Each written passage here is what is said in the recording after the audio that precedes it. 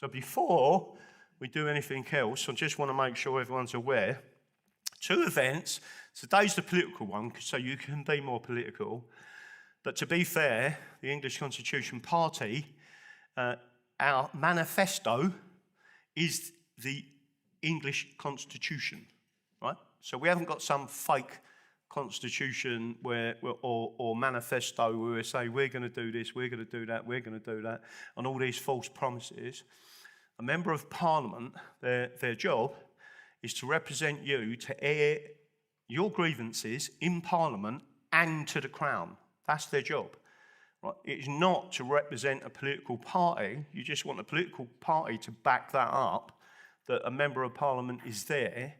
So if you if you want something said in Parliament and there's a group of you and you go to your member of Parliament, they should be airing them grievances.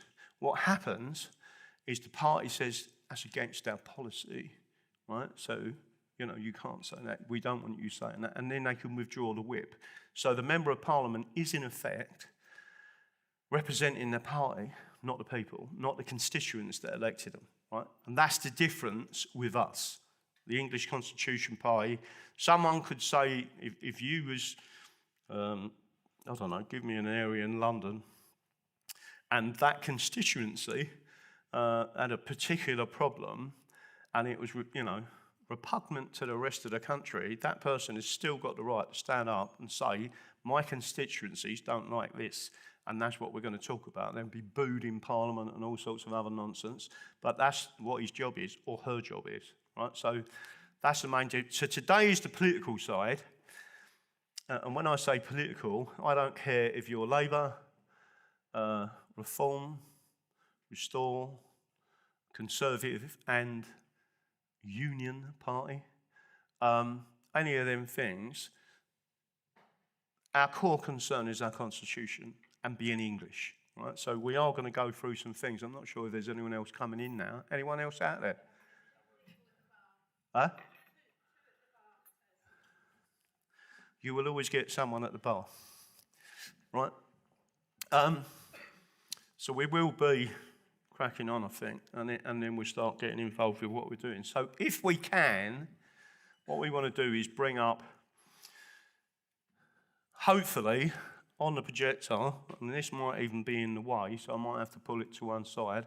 On the projector, we want to ping up the video, if we can, and then I'm going to play the video. We might play the whole video, but you'll understand why we... Everyone here, I'm not going to ask you to put your hands up if you took the jab. I never took the jab, and I never wore their silly masks, right? The only mask I ever wore in any form of supermarket, I don't know if someone's ever seen me wearing it on my show, is some big, scary mask with all things coming out of it, and it was like a little monster mask. And I actually walked around Tesco's, and the guy said, no, you've got to wear one of these. I said, no, you're asking people to wear scary masks, so I'm doing that, right? And I walked around with the scary mask on. So the point of, particularly, and I just want to make sure everyone's aware of this, prior to the English Constitution Party, there was a big group of us that were about England and the English Constitution, common law rights and constitutional rights, but not the nonsense that you see online, people going away trying to invent their own court system, right, that can never be enforced, then start taking money off you for creating court orders which are fake, right? It's a criminal offence to do it. Yet they allowed them people to continue to do that. And there was a group of people, funny enough, the guy running it was Scottish. His name was John Smith, right? And everything he ever done in court, he fouled with. And the people that suffered were the people that listened to his nonsense, right? So there is a difference between what we do. I'm going to go through that more tomorrow with the English Constitution Society. But, just to make sure everyone's aware of this, what I've done for the past 30 years is all I've ever done is read books, and it started in a cell in Belmarsh, of reading books on the Constitution and calling in the books from the library and going through all that stuff. And instead of turning on you in other words, normal everyday people, subjects of the realm, I used the intelligence on them. I was seeing things in prison that should never have happened, right? Including, for example, them going and get a guy that'd give a screw a right-hander, and 12-handed, they come back for him, banged everyone up, opened an iron self-door, dragged him out, put his hand in between the frame and the door and smashed the door on his hand, breaking his hand, right? And you're not allowed to do them type of things, believe it or not, right? And I don't care who you've given a right-hander to, that is called arbitrary justice, and it should not exist in this country, right? It goes through the proper process, or that type of justice don't happen. But we're going to get more, again, into the political party. So why did we set this up? As a political party, trust me, I am not a politician. I might look like one at the moment, right? I would rather be, instead of you thinking I'm a politician, an Englishman, right? And by the way, we all used to dress like this once and took pride in ourselves and who we are, right, as English. So why did we set up? Because all of the people that were following me and memberships and different things online, on YouTube, etc., etc., etc. During COVID, they had a place of sanity. So they was coming along and they was listening, and all groups of us all over the country was getting together. We had standing in parks. We had something else called Rebels on Roundabouts.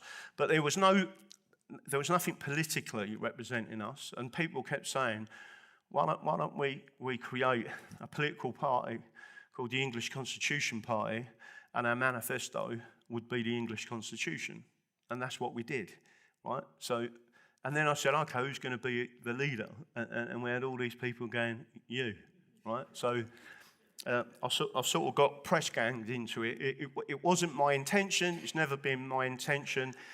And the English Constitution Party, in particular, is just us, right? And we're talking about England, right? So that's why we started the party, and it was COVID in itself, and what they did, right? Which, like it or lump it, what they created with COVID was a mind virus, right? Forget the virus, right? Whether it existed or it doesn't exist, I'm not interested in that. What I'm interested in is what they did with propaganda, how they terrified people, the state terrifying people, and how and what mechanisms they used to give them an indication that their psychological reframing was working, right? And what they did was, you must wear a mask.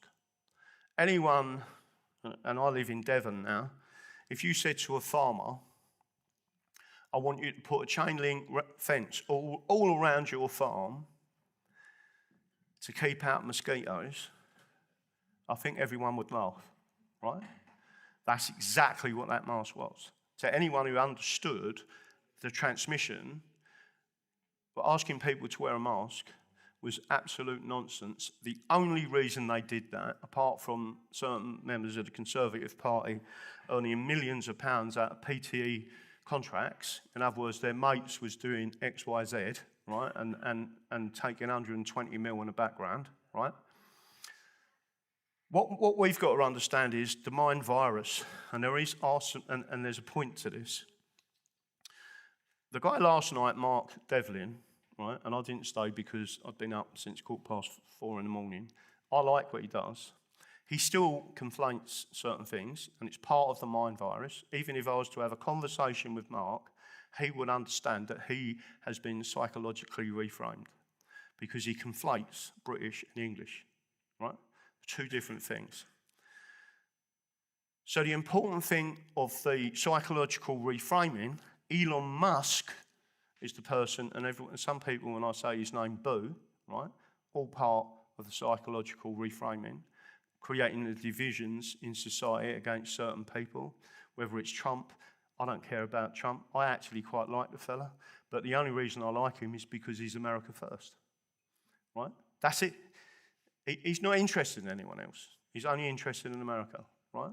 So people always ask me what is the English Constitution Party's position on Israel, right? And I'll tell you straight, I believe they are a terrorist state. They started off in life as a terrorist state, and they have continued with that, right?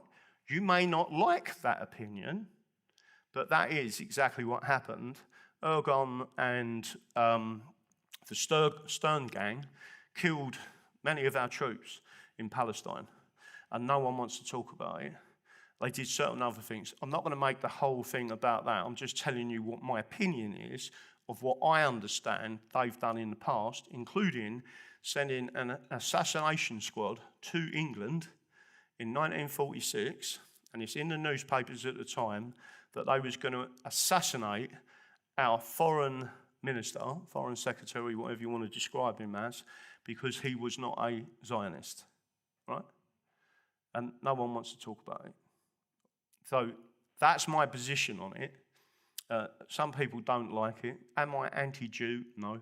Am I anti-Sikh? No. Am I anti-Muslim? That's a different conversation, right? I'm not saying I am, but I'm not saying I'm not. What I am is English and a Christian. And if people don't like that is the part that we reject, is we're the ones who have been targeted. So getting back to this, that is why the English Constitution Party was founded.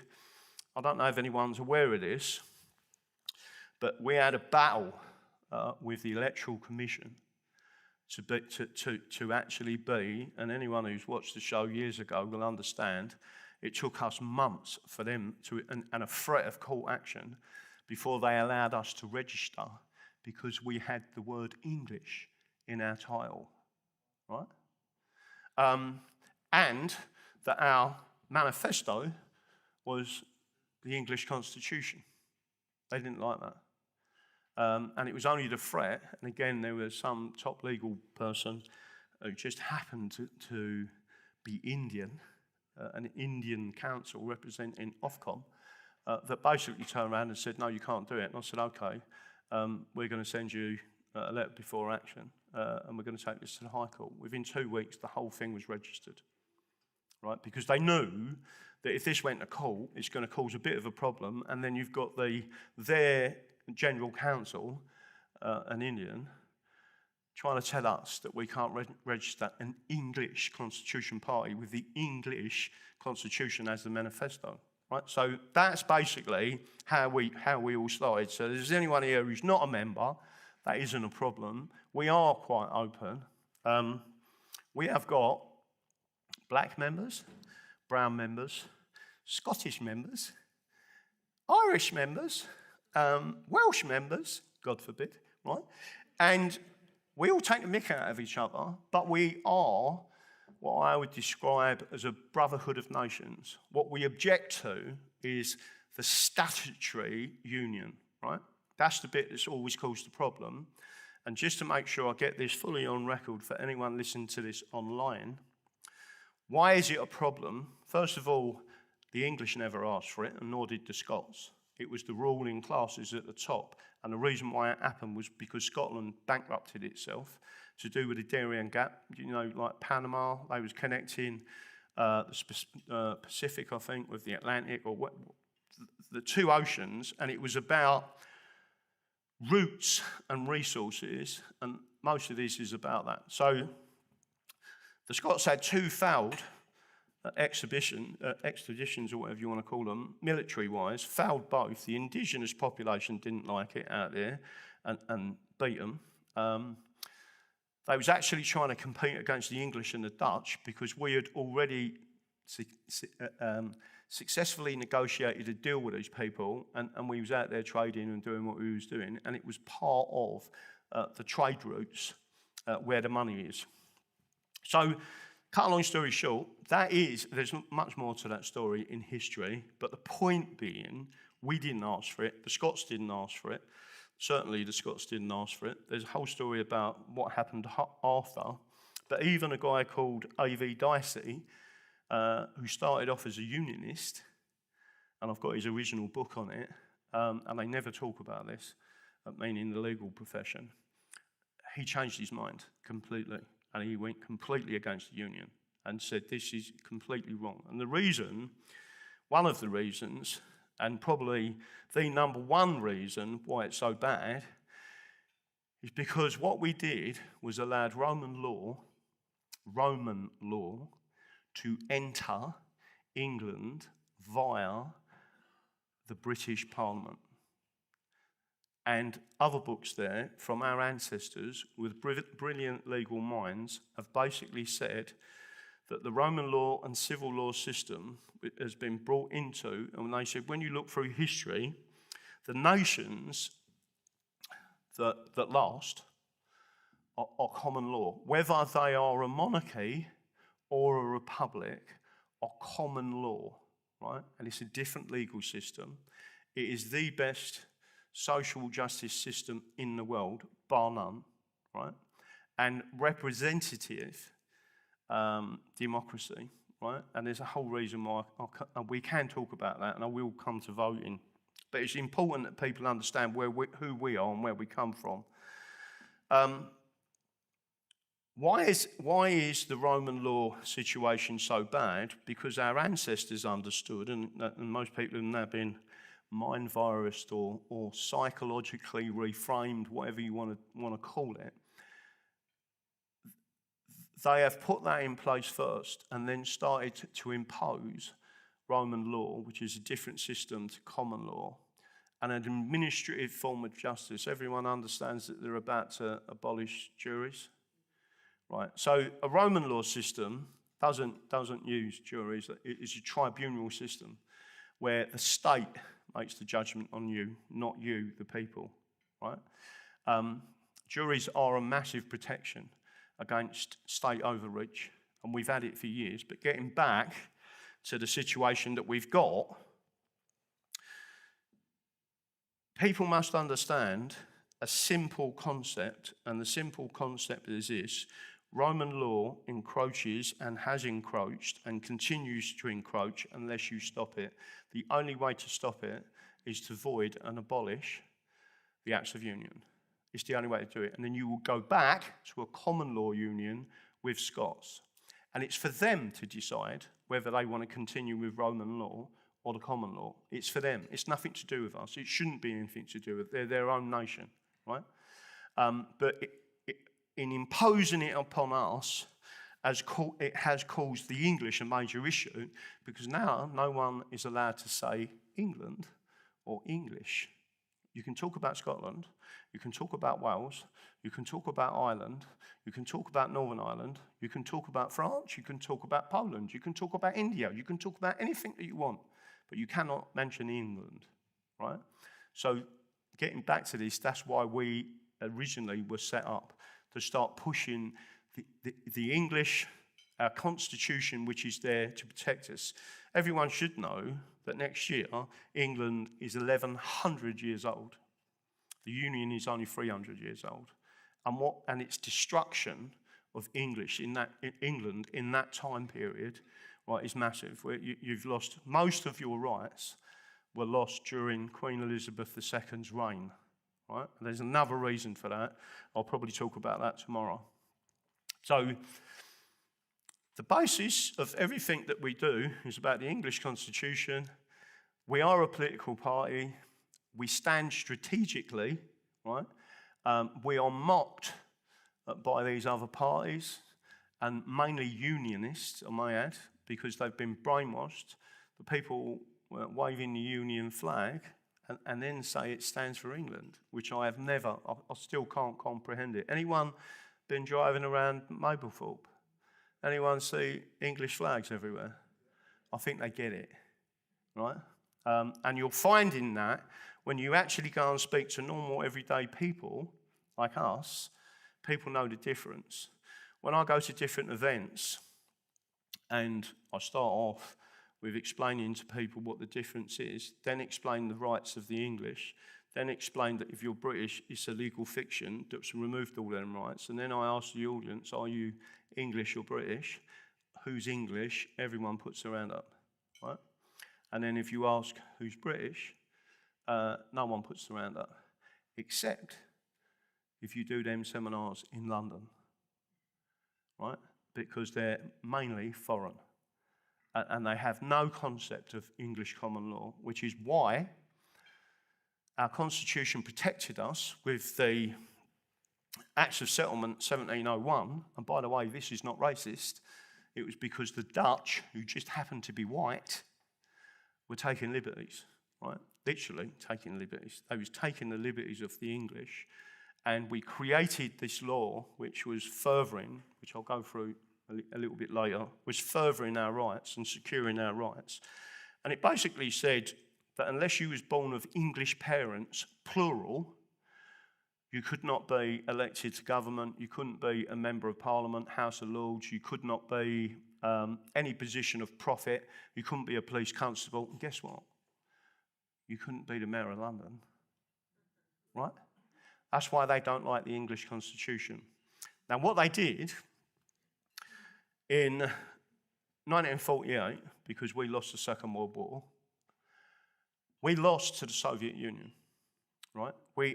There was two enemies, right? So I don't want anyone to misconstrue what I'm saying to you. There were two enemies. One enemy was the Nazis, who were fascists and socialists, right? And the other enemy was the Soviet Union, which were basically Bolsheviks. And them two enemies were clashing themselves in Europe, and that was but both of them enemies were a threat to us. Strategically, they picked the wrong side, and I think it was General Patton at the end of the Second World War actually said that we fought the wrong enemy, right? It's not the wrong enemy as such.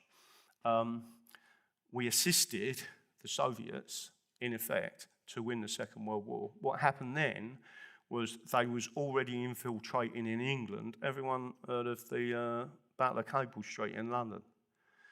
Well, the Battle of Cable Street was basically the Bolsheviks, mainly Jews, right, against the fascists, which was Oswald Mosley. And Oswald Mosley was a Labour MP for 11 years prior to him creating the British Union of Fascists. What concerns me is more and more youngsters out there have started putting up the name of Oswald Mosley, right? Again, that's psychological reframing that is going on in the background. That is fascism. Both fascism and communism are forbidden in England and must be purged from any part of our governance. And it is the Halsby's Laws of England that states that in the book. I'll show people the evidence of it, right? So you are being presented with two options. One is communism. This is what the system is presenting you with. One is communism and one is fascism, right? So what I'm here to tell people, and I go around the country telling people, you have a third option, and that is the English common law and being English and rejecting both of them because they are both authoritarian in nature, and the English have always rebelled against that. From the peasants' revolt all the way through different situations, we have always turned around and said we're not having it, right? So basically, that is who we are. What I'm going to do now is show you, like I said, we originally started because of COVID. I'm going to show you what we've done in the background, bearing in mind all I do, and there's nothing special about me, right? Apart from that I'm a bit sad, where all I ever do is read books on English common law and real common law, not the nonsense you see online, and the Constitution, and what actually protects us. And then started, like I was doing at the time, was figuring out, why don't we know this anymore? Why is it that they've removed it? And they removed it from the curriculum in the early 1970s. Most people should know this. And the reason they did that was because we went into the European Union, or they called it the Common Market, and it was unlawful. It was ultra-vires, and it went against the English Bill of Rights, Supremacy Clause in particular, right? And again, most people, even judges you speak to, will tell you, we haven't got a Bill of Rights. And then when you show them the books and you stand in front of a High Court, they then accept, okay, it is. Well, again, Halsbury's Laws of England actually tell you that every court in the country, including the magistrates, including the police constable, who are legally independent, right? As soon as you mention your constitution and your constitutional rights, they're supposed to stand back and evaluate what it is they're doing and listen to you, right? Because it is our foundational laws that protect you. So what we're going to hopefully do is show you a video. During COVID, we was all out. One of the reasons why these banners exist, right, apart from being long-lasting, is putting the print on these. We used to go around to the standing parks all over the country, travel all around the country, and give a demonstration of why you've got rights and your common law rights. Everyone's heard of something called informed consent.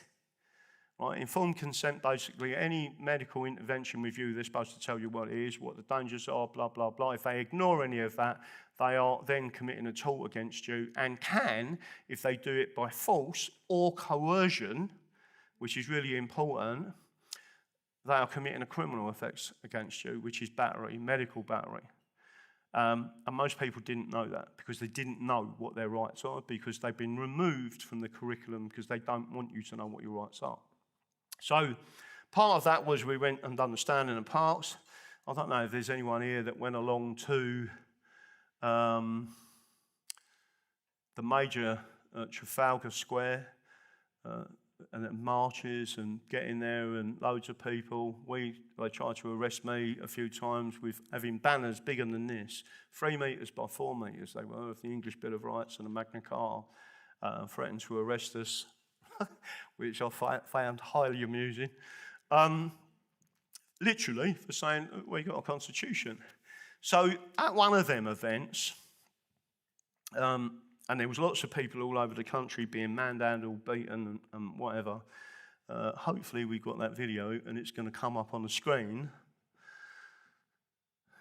One of our members was attacked by the police, and hopefully everyone can see that on the screen.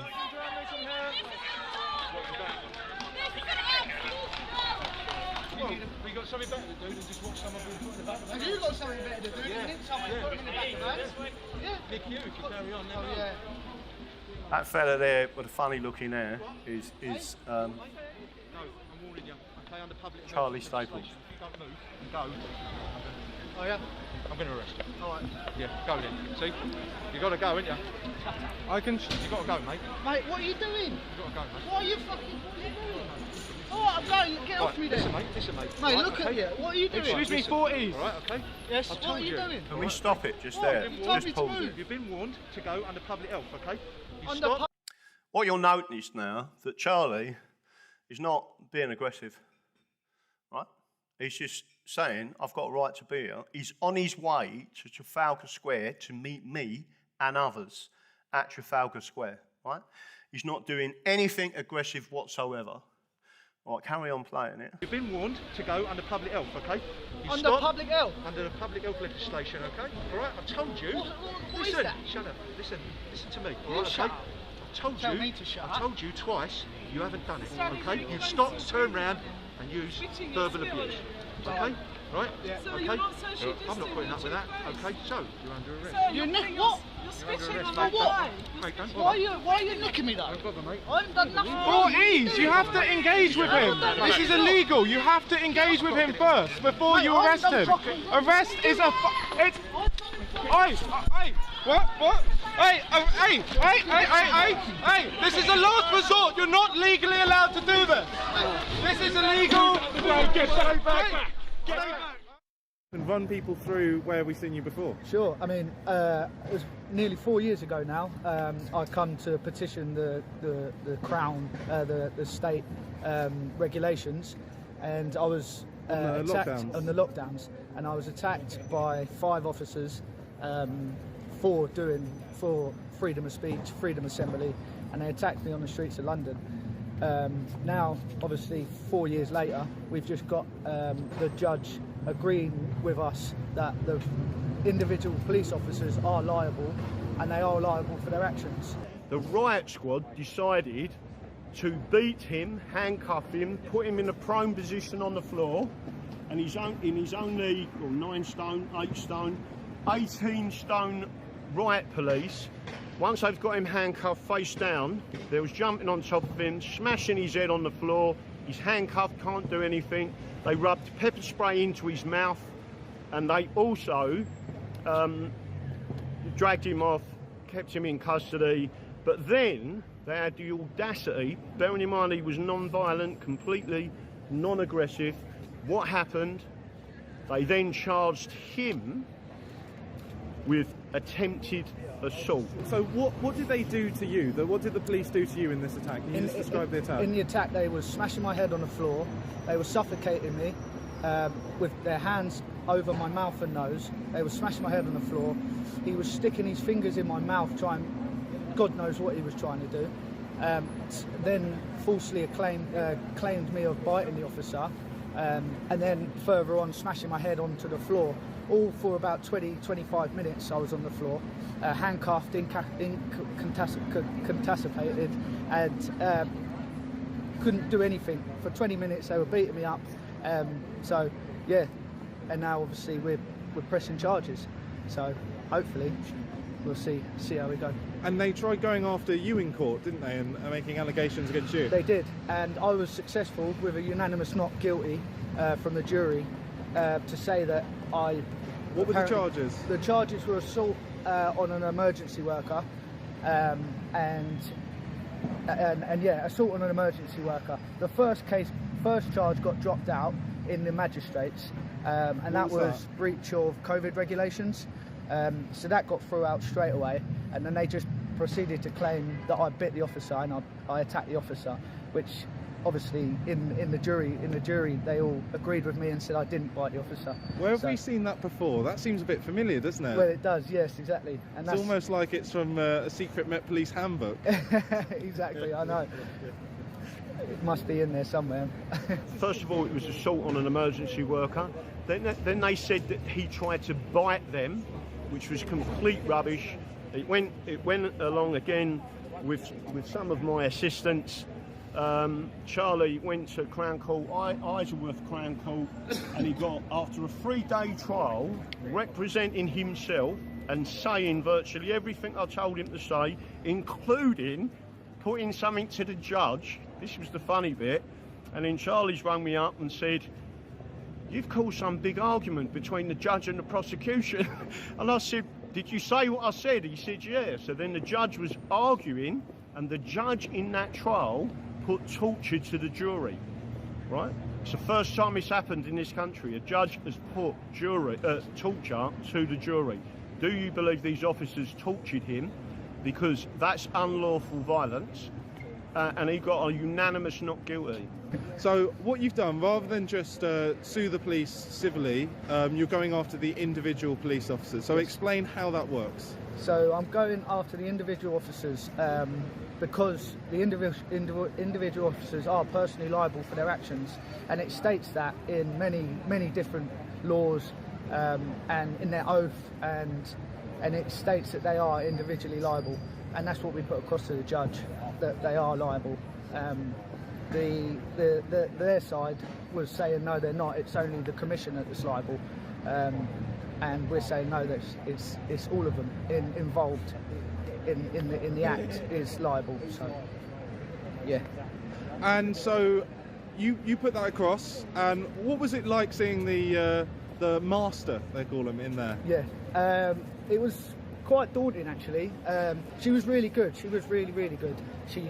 She understood everything that we put across to her, and she narrowed it down.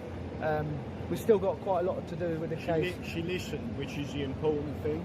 So when I say she listened, we explained to her that police officers are not employees; they are Crown servants, and as such, the opposition lawyers and barristers were trying to persuade her that they were employees, and then we showed them basically the law. Show them that the chief constable is a joint tortfeasor. Nowhere does it say that individual officers are sole tortfeasors. So what we've said is, if you read the Police Federation's own documents, they tell you that all officers are trained, that you are independent, you are a complete legal entity, each individual officer, and that you are personally liable for anything that you do. Right? So once that was, and we showed the documentation to the judge, she read that, she accepted it, and then she come back to them and said all of them are personally liable. So, and that's what's basically happened. So there's lots of information out there that people can go and find out themselves, but it is easier if you've, I mean, like myself, read law for 30 years. I am a constitutionalist. We're all constitutionalists that are up here today. So again, his case stated and all that stuff went through. So there's a number of people I've represented as a Mackenzie friend. Every one of them, bar one, has, well, I've had convictions quashed in the Crown Court, case stated into magistrates. Recently we had a guy who was arrested, and it turns out it was a completely unlawful arrest because it was summary only, and the police run out of the magistrates' court once it was presented to the magistrate, and they said you wasn't even allowed to arrest this guy, let alone keep him in custody for a weekend. It's not an arrestable offence. So they use violence against that person. There's lots of things. If people understand the law, and I don't want to be, I will say this, right? There's plenty of people out there on YouTube, etc., saying they know the law, all this free man of the land stuff. When you go in at court and you stand in the High Court and you sit in front of a judge and the judge listens to you and then says, after I've gone through the whole legal aspects of this case, thank you very much, Mr. Moore, you've been very helpful, and she finds in our favour. That's the difference between people who know the law and people who spout bullshit on YouTube. It's as simple as that. So can you explain how a private prosecution works as compared to a civil suit? A private prosecution, virtually anyone can bring one. You must have evidence, but I will say this, you need to be very careful with private prosecutions. The CPS or the Attorney General can step in, even if you proceed in the magistrates and it's approved, they can step in and shut down the prosecution. That's since 2012, there was a High Court ruling on it and it's completely wrong. So a civil case is not a criminal case. It is literally the balance of probability. So a jury, and there will be a jury in this case, the jury can decide, once you've examined all the evidence, the video evidence, the police evidence, the fact that a police sergeant camera didn't work, and this is the police sergeant who's smashing his head on the floor, suddenly his camera don't work because it shows evidence of him committing the assault, right, the actual tool, so suddenly his camera don't work. All of that, a jury and the balance of probability can take into account. So, again, I'm going to stop it there. There is a little bit more to this, but I just want to explain some things that everyone in this room should know. If they followed us, they understand what's gone on, right? Do you all understand that Charlie Staple got a unanimous not guilty? Even the judge looked at the evidence that we presented, and Charlie presented, not me, right? Completely managed his own 3-day trial in a Crown Court. Never done it before, right? But he is intelligent, and he's got bottle, right? Because that's what it takes. The pressure that is on you, bearing in mind, you get found guilty, that judge is going to send you away for 3 years in a Crown Court, right? Never been in trouble in his life. He's a plumber, right? The point I'm trying to make is that sergeant, that very sergeant that you see earlier, and there's a load more video that shows, did anyone see what happened at Southampton? Where they was doing that geezer for no reason. That's exactly, not with shields, but that's what they was doing to Charlie, right? And it's all on video. The other police officers which you have to demand, camera footage, but the one crucial person, that sergeant, didn't have his camera switched on, right? Which shows him physically smashing his head on the pavement when he's got his hands behind his back, face on the floor, right? That's just violence. There is no excuse for it whatsoever, right? But the point is, the judge said to that sergeant in front of the jury, let me ask you a question. This is the other thing that people need to realise. When you represent yourself, you then, as long as the judge is halfway a decent person, get the best of the best King's counsels, because he has to help you, right? If you represent yourself. If he sees something on the other side where they're coming at you with saying, he's the one with the experience, he says, I'm not having that. Stop that. That's not happening in my court with a layperson, right? And I've seen that happen before, right? So the judge, if he's a good judge, will step in. This particular judge turned round to this sergeant and said, I'd like to ask you a question. So the police officer stood there, by the way, not in riot gear, with a suit on, sitting there like that. They're trained to give evidence, right? And he said, why is it you, when he was handcuffed face down on the floor, you smashed his head on the pavement or on the road 4 times? And the police officer replied, it was for his own safety, Your Honour. And the jury started laughing. And the judge looked like he was going to punch the copper, right? And at that point, the whole atmosphere of that judge started to say, I'm not happy with this, what I've just seen, because all of a sudden the evidence was being shown of what actually happened, but Charlie had gone through his own case, gone through every part, knew exactly where to stop the image. So why is this important? Because the transcripts, everyone started hearing about things and Rupert Lowe saying we should have access to transcripts of courts. You should do, right? The problem is we asked for the transcript to then sue the police individually. The Crown Court transcript has gone missing completely. There's no transcript. Them officers made admissions of violent conduct towards Charlie on oath during that case. And then when we want to use that transcript as evidence against them in the High Court, it suddenly goes missing. Camera suddenly goes missing, right? That's what you're up against. And then what we've got now is, obviously this case is coming up in December. It took 6 years to get it into court, right? Even if you go back to the Magna Carta, justice delayed is justice denied. But these people are getting away. Does everyone understand? I'm going to put a vote to the audience in a minute, by the way. Hopefully it'll be on camera. Does everyone understand what our fee is to represent people against the state or police? £1,888 an hour. By the way, that's not my fee as such, but it is my fee because I represent the English Constitution Party and the English Constitution Society. Why is that fee there? Because it was democratically elected. The courts all like this democratic stuff. It's because 1,888 people have died in police custody. That means with handcuffs on, or in a police cell, or in a police vehicle, right? Or in the back of a police van, right? Since 1990. And not one of them has been prosecuted for murder. Not one. Recently, you've just seen what happened to Henry Novak, right? Technically, that's a death in police custody. He had handcuffs on, right? He was in police custody. They read him his rights when he was bleeding out, right? My point to everyone is our fee is now £1,995 an hour.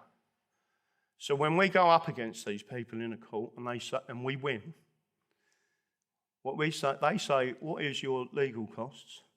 And I say, I act as a consultant for, and I'm a paralegal, for the English Constitution Party and the English Constitution Society. Our membership elected our fee, and our fee is now £1,995 an hour. And all of a sudden the judge is seeing a figure, how do you come to that figure? You know, this King's Council is only on £500, right? And then I explain the figure. It's democratically elected figure, 1,995 plus one, which is Henry Novak. Yes, so that figure is how many of us have died in police custody. And then the judge, all of a sudden, the figure starts, when you're talking about pound notes, oh, hang on a minute, right? So let me just make sure I'm clear on this. If I was a tax lawyer, and by the way, this figure's gone up, this is 20 years out of date, the information I'm giving you. £50,000 a day is what a tax lawyer charges, £5,000 an hour. Some of the top tax KCs, King's Councils, who work for corporations. And all of us, you must think £50,000 a day is a lot of money. I do. That's 20 years out of date, that figure. It's a lot more than that now. But the reason they're paid so much money is one day in court, they can save a corporation 50 million in tax, right? Yet people like me, they will argue about £1,996 an hour when what we fight for are your actual rights against the state, your rights against the establishment, your rights against these people who are crown servants, not public servants, crown servants. And we have the right to charge that fee, and that's what we do. But you have to understand the law and what it is about. So because the fee is going up, that's one of the votes today, and it will be tomorrow as well, our fee, not my fee, but the representative of us as a consultant is £1,996 as of today. And then what we need is a show of hands that you are democratically electing that fee.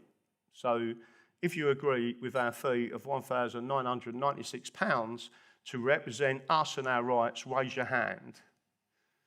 Right, I would say that is unanimous. And then we have Tracy doing I don't know what that is. Everyone waving at me.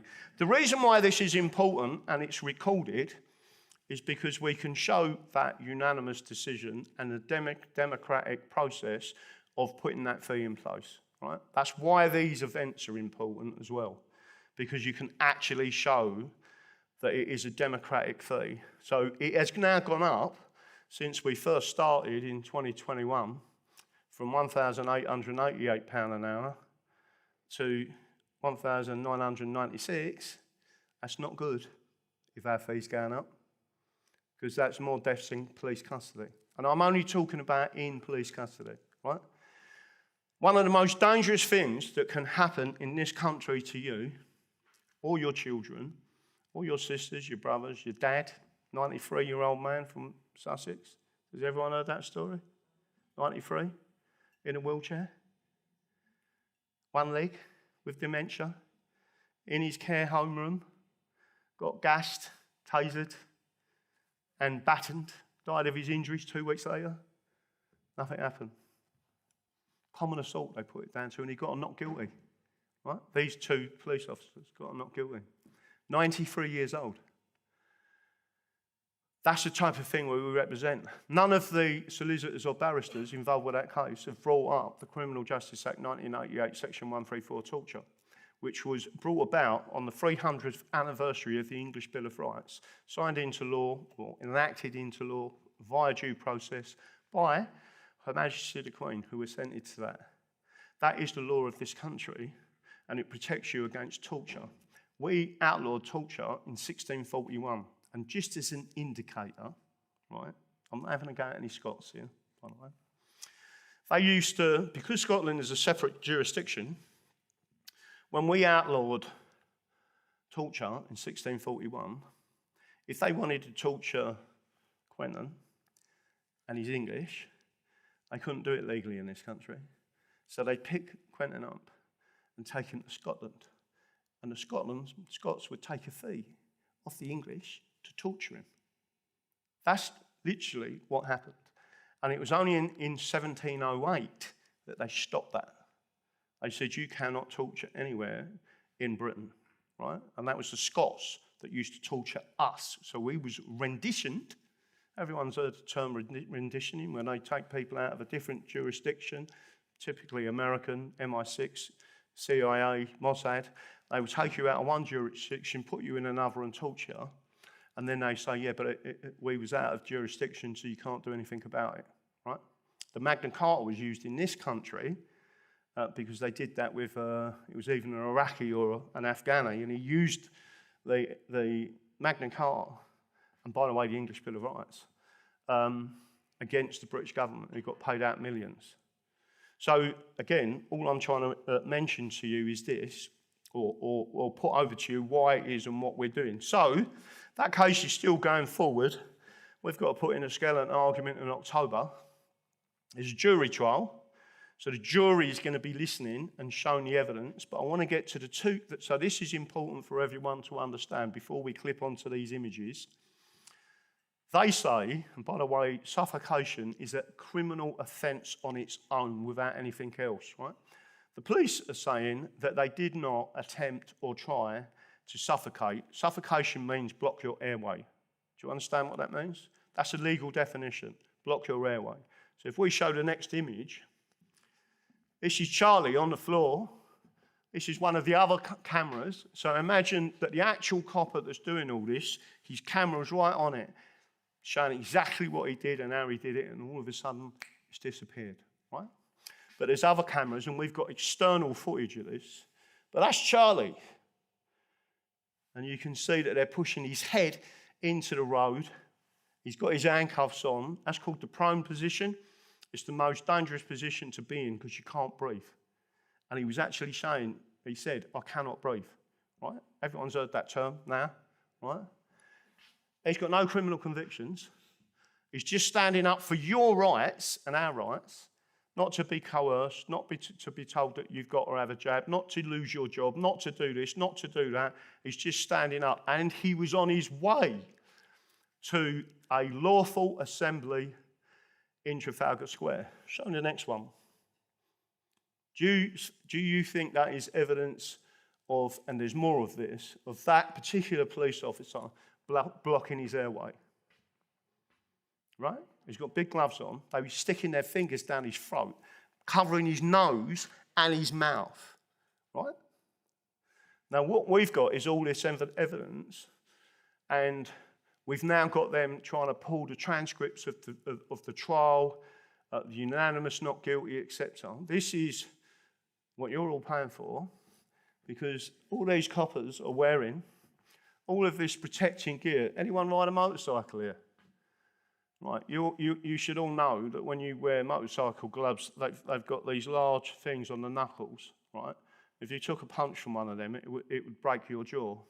They are the equivalent. They're like motorcycle gloves. When they hit you with them gloves on, it hurts, right? It's like being hit with a knuckle duster. All of their protective padding, they got hard knee padding. What you'll see in this image, by the way, or in the full video, which we're not going to run for you today, Charlie's being held on the floor, and a copper is kneeing him as hard as he could in the side, right? What that does, anyone understand what the vastus nerve is? Vastus nerve is one, so to explain this, I used to box, right? Have you all heard of Ricky Hatton, the boxer? Sadly committed suicide. He was, right? And it basically was a liver punch. So he'd come in from the side and hit as hard as he could. If you get that on target, it pushes your liver over and shocks your vastus nerve that does all your breathing and your heart, right? It's worse than a knockout punch. Once you go down, if you've been hit by that, you cannot move, you cannot breathe, you cannot do anything, right? A liver punch is a bit like a temple punch. There are two punches you can't get out. If they connect, you're gone, right? There's nothing you can do. Don't matter how fit you are. And what they was doing was kneeing him as hard as they could in the side, aiming at the vastus nerve. Anyone see what just happened in Southampton? It's exactly the same tactics again, with kneeing that guy, not only in the head, but kneeing him while he's on the floor, and they're attacking the vasgus nerve. That is what they're actually doing. Once they do that and it triggers, you can't breathe, right? And then they're on top of you, and it's only luck if you survive it, and fitness levels, right? But it's very, very, very rare that once they attack that, that's why a lot of these people are dying. There's whole documents explaining why they shouldn't be doing this. But just to let you know, that copper who's doing all that, do you know what his sideline was? This is all online, by the way. It's all been researched, so I have to be careful of that, right? It's all been researched. His sideline, he was a trained physio. He knows exactly what he's doing. He knows exactly what the connections are in your body and nerves, right? And when he was off duty, he's treating people. People coming in, oh, I've got a sprained shoulder, I've got this, oh, this, and he said, he knows exactly what the nervous system in the body is doing. And all of that is what's going on. So just to make sure we're showing that, I don't know whether to embarrass him or not, but Charlie, stand up. There you go. Right, the difference between our membership, our members, we're all law-abiding, right? Even if you've had previous convictions, listen, I'm not into that, right? If you've done something wrong in your life and you've gone another way, you've learnt your lesson, whatever, I'm quite happy with that, right? And not only that, I've seen how the old bill work in setting people up. And that's often, it's not that they create their own crimes now. But what I want to say about Charlie and the English Constitution Party, and it's crucially important that people understand that, we may not have 140,000 members. I don't want 140,000 members. It's hard enough dealing with 3,000 members, right? We're all volunteers. We don't get paid. Restore Britain are now backed by Rupert Lowe. I'd estimate his wealth at 60 million, right? A large cash part of that. The people backing reform, one of them just happens to be a guy that lives and is a Thai citizen, and he's give reform 20 mil. We survive on contributions. One of the things, like when you pay a tenner to come in and donations come in, etc.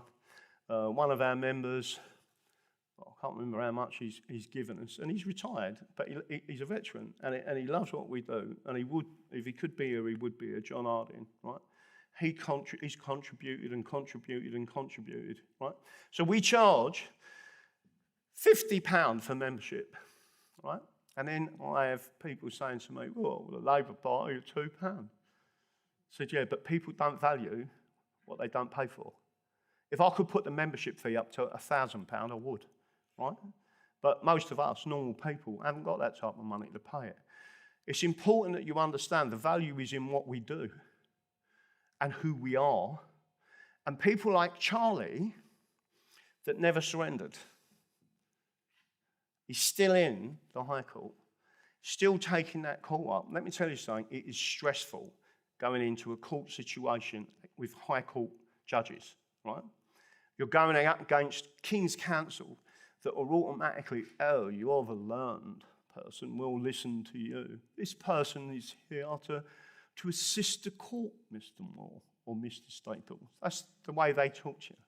You say, yeah, but I'm a subject to the realm and I have constitutional rights and I am claiming those rights in this court. And it is for you, as an impartial judge, to listen to what I'm saying because I represent myself in this court, right? In English law, that is the perfect way of dealing with it, but you've got to know what you're doing. So again, none of us have surrendered. We never surrendered during COVID. We never surrendered during the violence. And again, anyone will tell you who's up there, we had these riot police coming at us with the shields, with the batons.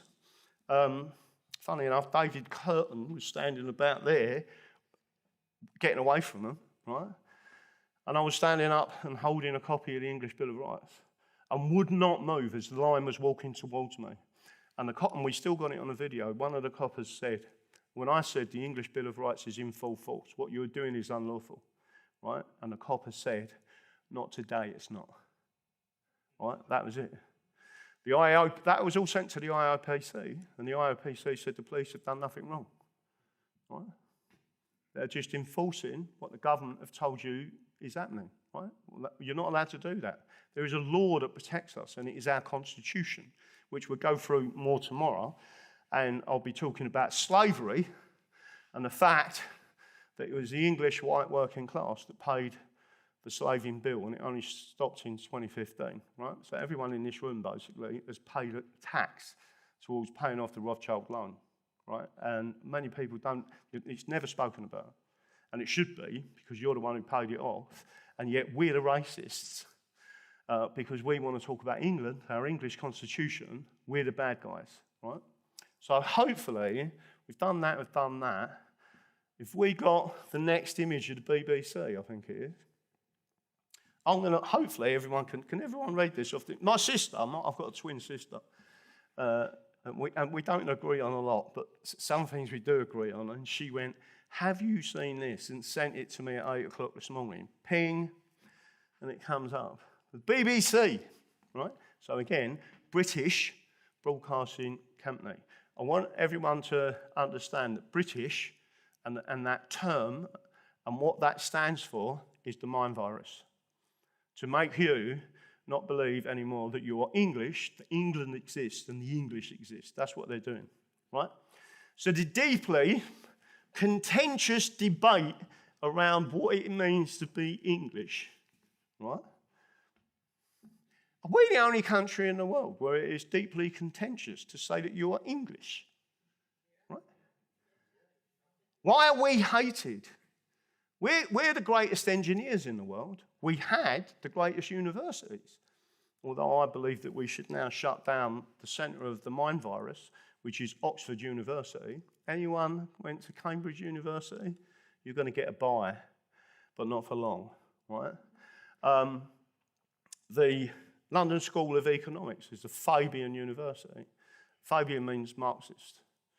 I take it you're all aware that we arrested Sadiq Khan for subverting the English constitution and had a gallows outside, by the way. The point is, this is about the mind virus.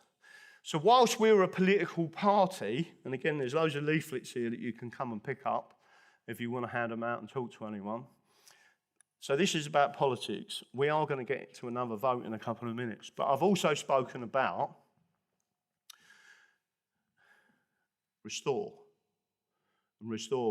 So we believe in restoration of the English constitution in entirety. There's two ways that you can do it. You can void the Acts of Union, abolish it, mean it's never been law, or you can go back to at least 50, possibly 100 unconstitutional laws that should never have been passed in the first place, and is part of this mind virus of Parliament, right?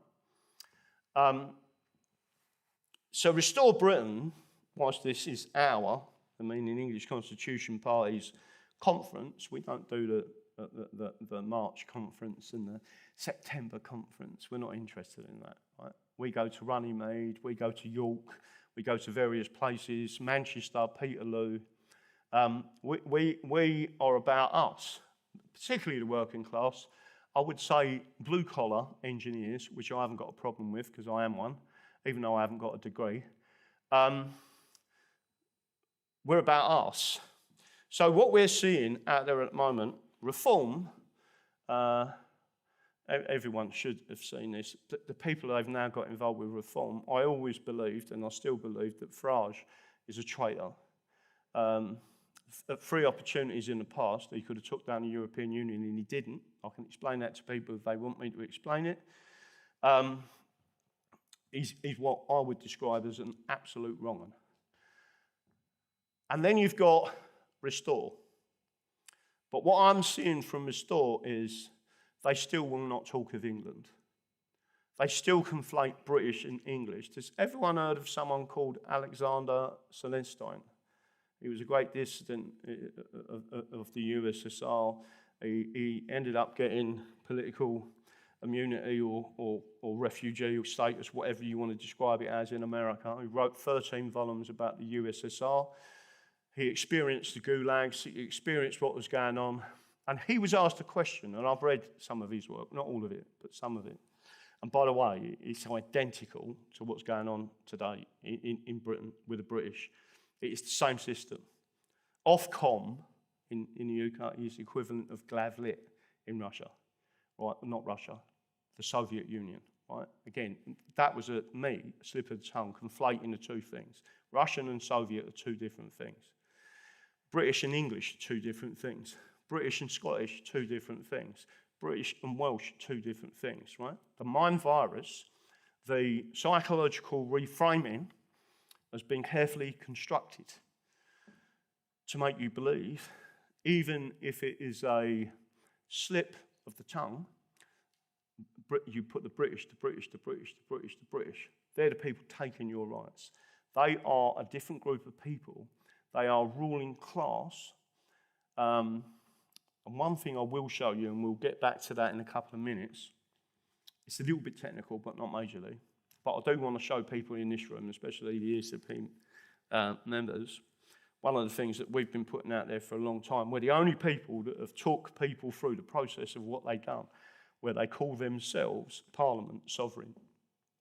Does everyone, and I'm going to get back to Celestine in a couple of seconds, does everyone understand that Parliament is not sovereign? Right? We the people are part of the sovereignty. We're not entirely sovereign, unless it's a jury, right? Because then, as a group of people, you can say someone is not guilty. Doesn't matter what the evidence says, what the law says. It's your own conscience. That's why they want to abandon it and go to a full tribunal system where the state decides whether you're guilty, because they've wrote out what the laws are on there, saying, well, yeah, that's the offence. Tick, right? 5 years, right? So getting back to Parliament, there is, and under English law, we've always had separation of powers. So the separation of powers is clear to everyone, except the media, right? But the media are part of the Soviet system or the British system. And that is Parliament, meaning the Lords and the Commons together, is one of the separation of powers. The next separation of powers, and this is crucially important, is the judiciary. And the next, because they make the common law, and the next separation of powers is the monarch. The monarch in this country still has the power to veto law, right? So I'm going to say something I only read the other day as a tiny little, in one of these books, and I'm sitting there doing what I'm normally doing indoors, reading through this book, and then says to Janet, wow, I never knew that, right? And in this book, it said that the monarch cannot abstain from assenting or dissenting from a law. There is no abstention is not allowed, right? By law, they must either assent or dissent to that law, right? So which brings you back to voting in a couple of minutes. Why is that important? Because as you being sovereign, you should not be allowed to abstain. You have to use your vote, the same as the monarch. If you really want to be sovereign, you have to use your vote. We got into this mess because the monarchy has been abstaining. We got into this mess because the public, through demoralisation, have been abstaining. And then the only people who vote are the Marxists. And they're taking control. So just to make sure, I will show you this other document. Hopefully you've got it. I don't know, it was originally on the screen, and it was Appendix A. You haven't got that? It was on the other one. I'm not sure if I can I wanted to bring it up. But don't worry if it's not on there. It was on there originally when we brought it up, but probably won't be. It's a PDF document, and we've used it in court. But it explains the process that the British, after the Second World War, in 1948, they top and tailed Chapter 2 of the English Bill of Rights, which they're not allowed to touch, right? Because it says forever 3 times, and in this realm for all kind to come once, right? So that's 4 4 references to forever, right? And they top and tailed chapter 2. What people don't realise is that chapter 2, and we may be lucky and it'll come up. There it is, right? So what I'm going to do is briefly talk you through this, because it's important that you all understand how they psychologically reframed judges, lawyers, solicitors, and most importantly, you, by declaring themselves as sovereign. If Parliament is sovereign, does everyone know what the Soviet term for that is? Politburo. Right? And the Politburo means what it says does, it will do anything it wants, right? The other thing that we used to have in English law was called a Star Chamber.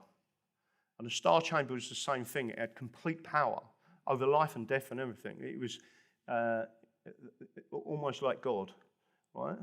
And that's what you're creating unless you have a separation of power. You give Parliament godlike powers, and you do not want that.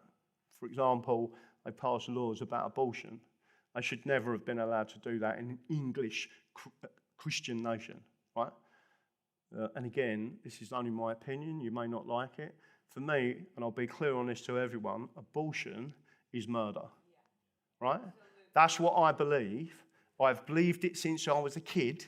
When my girlfriend got pregnant, I was 16, 33 years we was together, right? But I would not harm the child. So again, let's get back to this and I'll explain it. This is important for people to understand how they made Parliament sovereign. And they did it unlawfully, which is known as ultra-vires. This sounds technical, it's not, right? If you was all taught this as kids, you would know what ultra-vires meant. Ultra-vires, you would know what it meant, right? But you wasn't, because it was removed.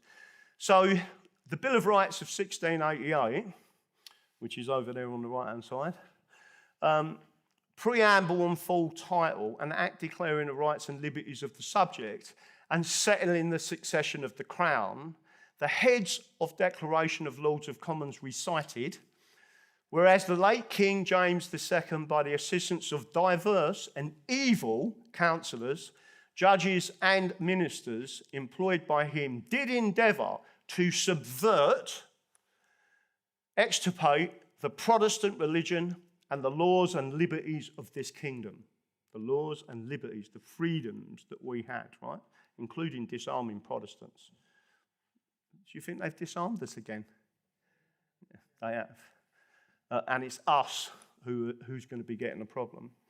So for the judges to allow the modification of repeal of these two sections, this is my comment, they follow in some of their professional ancestors, by the way, I've actually said this to High Court judges, professional ancestors' footsteps in this acquiescence led to civil war. It was by good fortune and the character and integrity of Lord Somers and others, we regained the dignity of England for our subjects, right? What a lot of people don't know, Lord John Somers is one of the framers of the English Bill of Rights. So when I talk to people about American Bill of Rights, it's actually a reincarnation of the English Bill of Rights. Everyone knows the Declaration and George Washington and all of these framers, but if I was to ask people who are the main framers of the English Bill of Rights, most people would go, I ain't got a clue. When Lord John Somers died, and this is quite common, most of his archived manuals and manuscripts of the events, there was suddenly a fire, right? So they have a particular way of getting, it's a bit like the Library of Alexander, all of a sudden goes up in smoke. If you go back to the Jews in 1290, in London, 600 were arrested for counterfeiting our currency and put on trial. 300 got found not guilty, 300 were hanged. This is out of a population of 3,000 of Jewish people. But one particular place in London where they were storing, I think it was Westminster Abbey, the evidence against these people, this is in 1290, suddenly there was a fire, right? it seems that setting a light to evidence is the best way of getting out of it. So again, what you're seeing is two elements. So everyone should know the first part of the English Bill of Rights. It's quite lengthy. It's not paragraphed, it's just the way they did it at the time, but it tells you what the problem was and how we're going to solve it. And then it gives you 13 wrongs and 13 rights. The rights that you've got in the English Bill of Rights are forever, right? But there was a section 2, and be it further declared and enacted by the authority officer said that from and after this present session of Parliament, no dispensation by non-obstante of or any to any statute or any part thereof shall be allowed, but that the same shall be held void. There's that word, void, not repeal, void, abolish, meaning it never existed, repugnant, right? And of no effect, except dispensation. Let me make sure I stand out of the way so people can actually read that if they want to. Effect, except dispensation allowed in such a statute and except in such cases as shall be specifically provided for by one or more bills or bills to be passed during this present session of Parliament in 1688. In other words, what I was telling you, you want to change any of this, you change it now, because once this Parliament ends, it's forever, you can never reverse it. And they all knew the consequence of that. So what I'm doing now is showing you second one, which is chapter 3, provided that no charter or grant or pardon granted before the 3 and 20th day of October in the year of our Lord 1689 shall be in any ways impeached or invalidated by this act, but that the same shall be and remain of the same force and in effect in law and no other than as if this act had never been made. Right? What did that say? It protected the Charter of Liberties. It protected the Magna Carta. It protected the Petition of Right. It protected every element over time that the English have been put in place for us. That number 3, right, is crucial. Now I'm going to get to the good bit. This is the bit that they don't tell you, that they don't tell judges, that they have lied to everyone about. In 1948, after we lost the Second World War to the Soviets, by stealth, meaning it wasn't on the face of the bill, in red is what they deleted. If it wasn't important, why did they touch it? Right? And they took them bits out. So now what you've got is a complete change in what that paragraph means. Now it means Parliament is sovereign. Parliament is a Politburo. Because all they had to do was remove the bit in red and the bit there, and that's exactly what we've done. If you go and have a look at my original books, it shows you the original wording. But no one sees that. If you go online, you don't see any of this. It takes research, legal history, to go back and say, how did they do that? Now, the next part of this, if you go up slightly, in yellow is what I've said. This was unlawfully removed by fraud and deceit, removed by the British Parliament without the knowledge of the people. The removal of the parts in red completely and unlawfully changed the meaning of Section 2 to the detriment of the subjects of England. We've got the Bill of Rights and the Act of Settlement, 2 massive constitutional documents protecting us, right? We'll get back to the Act of Settlement, and especially Schedule 4, the British Nationality Act, removed parts of that Act of Settlement and made anyone British, right? Once you made anyone British, you removed the protections of English parents, all of a sudden you've got foreigners in our Parliament, right? Not being funny, David Lammy should not be in that Parliament. There isn't an Indian, right? And I've got no personal grief with Indians, right? But I don't think I'd get elected in India, do you? I wouldn't get elected in Jamaica. I wouldn't get elected in any of these other places. Let's have it right. I couldn't even get elected in Scotland. Because the Scots would say, you're an Englishman. We're not going to elect you, right? And the Welsh would do the same. But all gloves are off when it comes to the English. So this was unlawfully removed again. So if we move up, don't forget this is all going in the book, by the way, to explain, and the book is for us, right? There's a book over there by Charles Constance, who wrote a book about the English Constitution, but from the subject's point of view, not from the state's point of view. The Constitution is how the state and the subjects interact with each other. So you want someone telling it from our side, not from the state side, and the state side is a judge. He's paid by the state. So this part here is Statute Law Revision, chapter 62, page 1449. This is how sad I am. I actually look at this stuff right and read it. Short title, and what you will see from that, you can see how they did it. If you keep going down, you will see that part there. It says, this document was hundreds and hundreds and hundreds and hundreds of pages of repeals, and they buried it in there. And it just says, Bill of Rights. In part, I want people to read on the screen what it says. How are you supposed to, or anyone out there, supposed to find this bit of wording in hundreds and hundreds of pages before they put it through Parliament? In part, namely, in section 2, the word to of Parliament, and to the words from and except in, to the end of this section, to be repealed. That's it. That's what they did. And that's what made them sovereign. Because they removed it, and they removed it by stealth, by fraud, didn't tell us what they was doing. They did it in 1948, and that's what created the Politburo that you now see now, which is parliamentary sovereignty. They are, and this is, people have got to understand the difference, they are a primary legislator, but they are not sovereign. The people can stand up tomorrow and say, we're not accepting this law, as long as you come out in false, right? It is known as repugnant, and the law lords would strike it down. That's what's supposed to happen, right? So if we keep going there, we'll show you a bit more.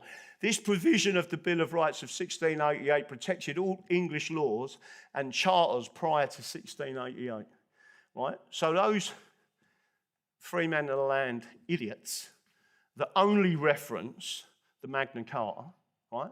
That is just part of our Constitution, right? Not all of it.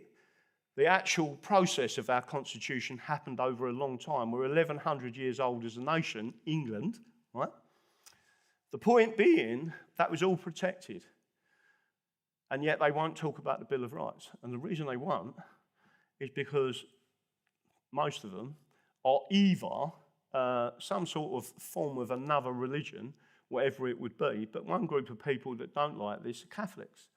And the reason they don't like it is because it says we're not having any of this popish nonsense, right? So I'm a Protestant. I haven't got a problem with Catholics. I was married to a Catholic for 33 years. Never caused a problem at all. I have got a problem with Jesuits, right? So again, we're going to go on to this. This provision of the Bill of Rights 1688 protected all the English laws and charters, and then it shows you, that's in red again, that's what they deleted. When did they delete it? Another crucial part in history, 1867.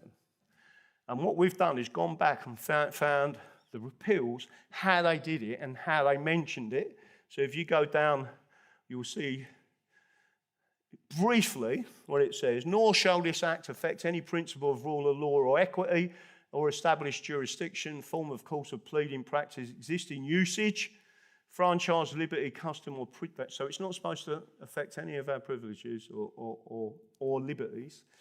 And then again, you can see by stealth, it tells you an act declaring the rights and subject of secession of the Crown, in part, namely, and then it says we want to remove completely part 3.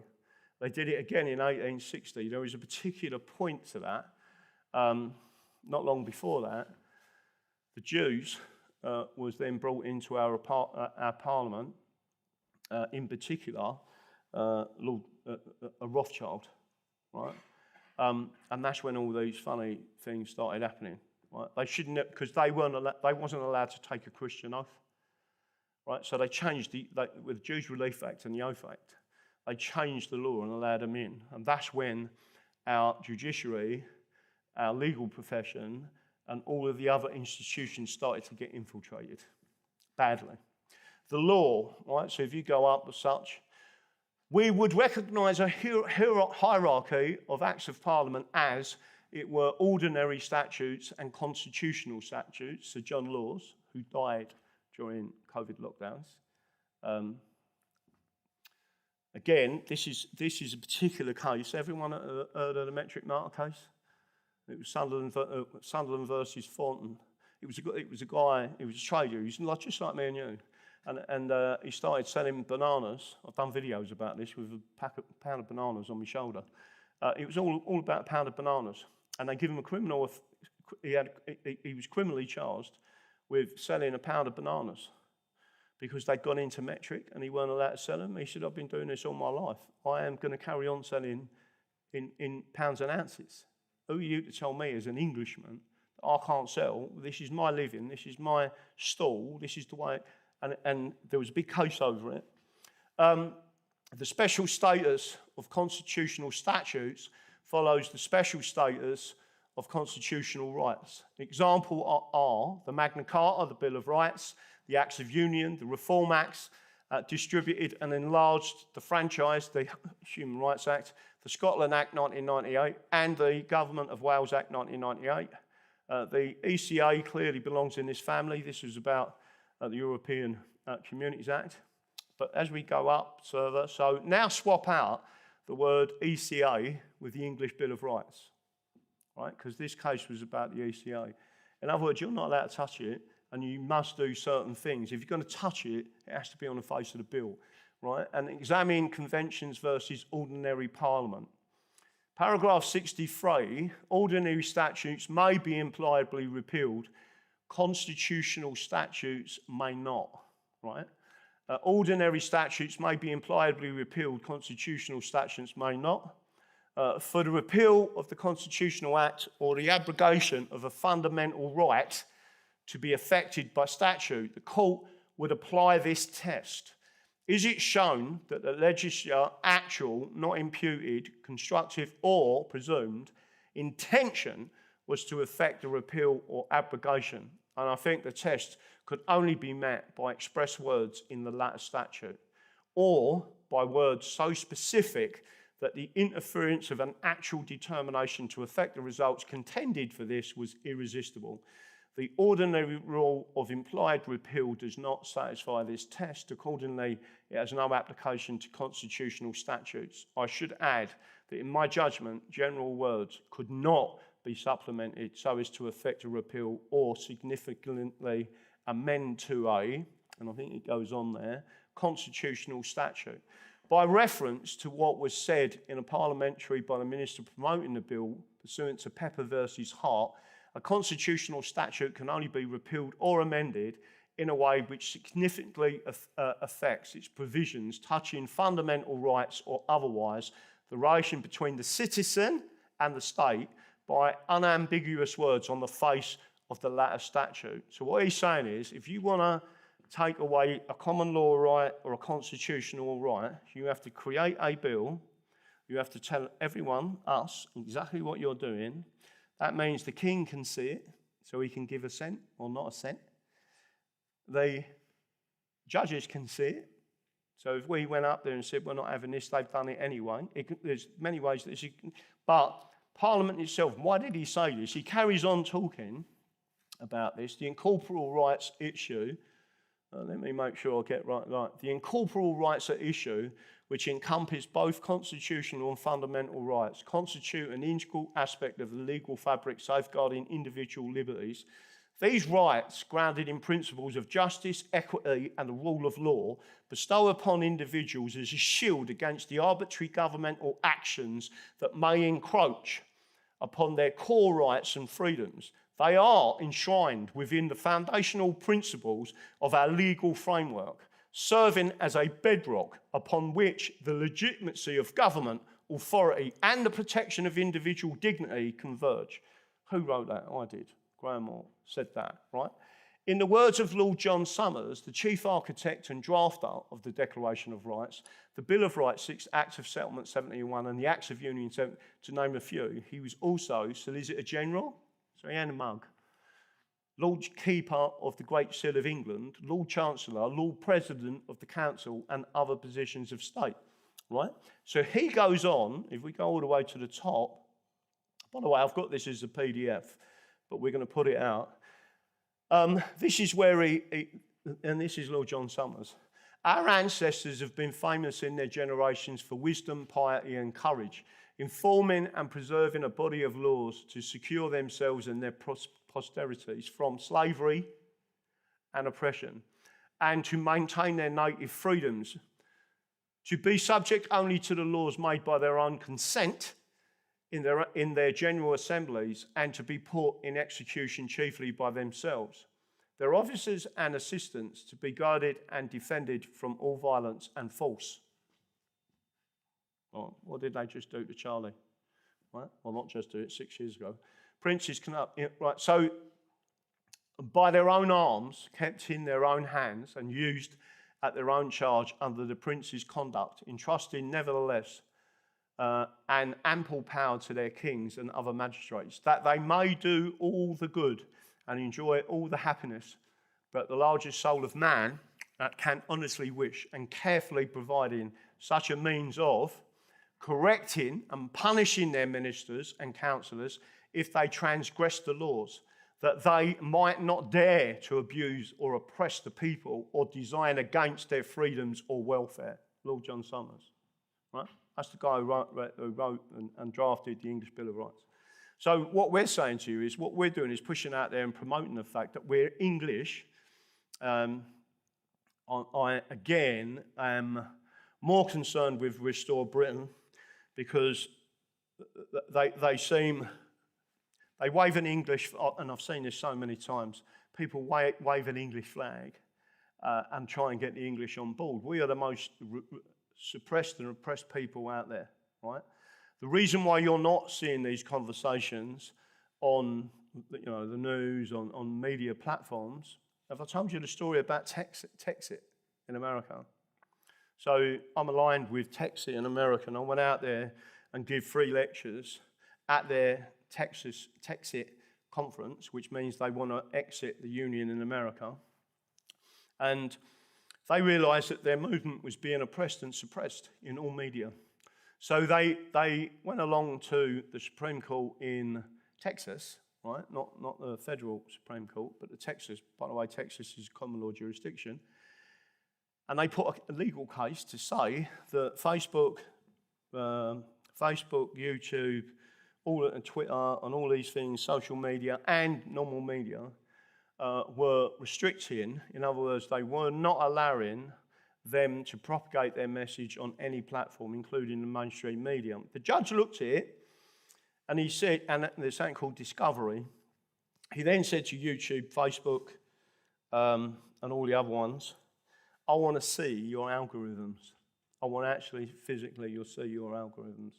For discovery, I need to look at if you're actually doing anything.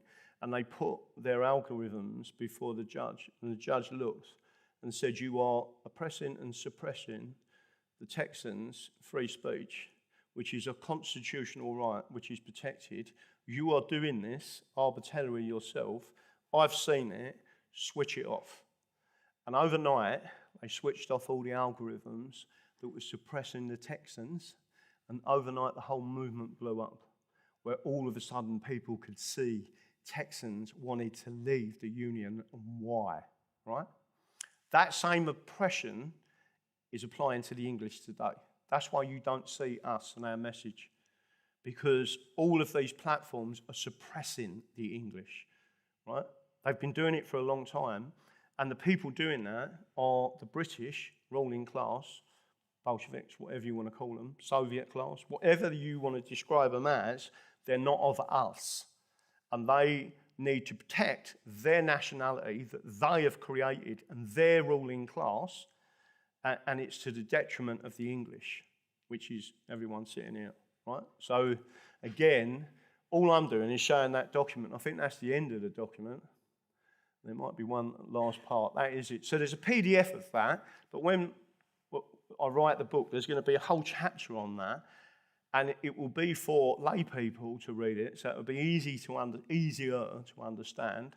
but you will be shown. So one of the things that Sir John Laws said in that judgment and in that ruling, which by the way is still law, in Metric Martyr's case, he actually said, if a politician or Parliament wants to take away your rights, whether it be common law rights or constitutional rights, they must put it on the face of the bill, and they must take the political consequences for that, right? They haven't been doing that. They've been hiding it, right? It's a bit like what's going on with Labour now, where they've started to reference, well, you never had that in your manifesto, you never had this in your manifesto, you're just doing it. And going back with manifestos, if you're going to put something to the electorate and they vote on it, technically you should, but there was actually a common law ruling from the High Court, and it was to do with David Blunkett. Well, this is from memory. So David Blunkett, they said they would keep certain types of schools in place. I think it was for special needs, and it was something that there was some type of schooling, and they, as part of their manifesto, they said they would do that. And then as soon as they got into power, they reneged on it, right? So a woman took them to the High Court, but the High Court judge said what they say in their manifestos and what they do in Parliament are two different things. They can lie in their manifestos. Well, that isn't the law.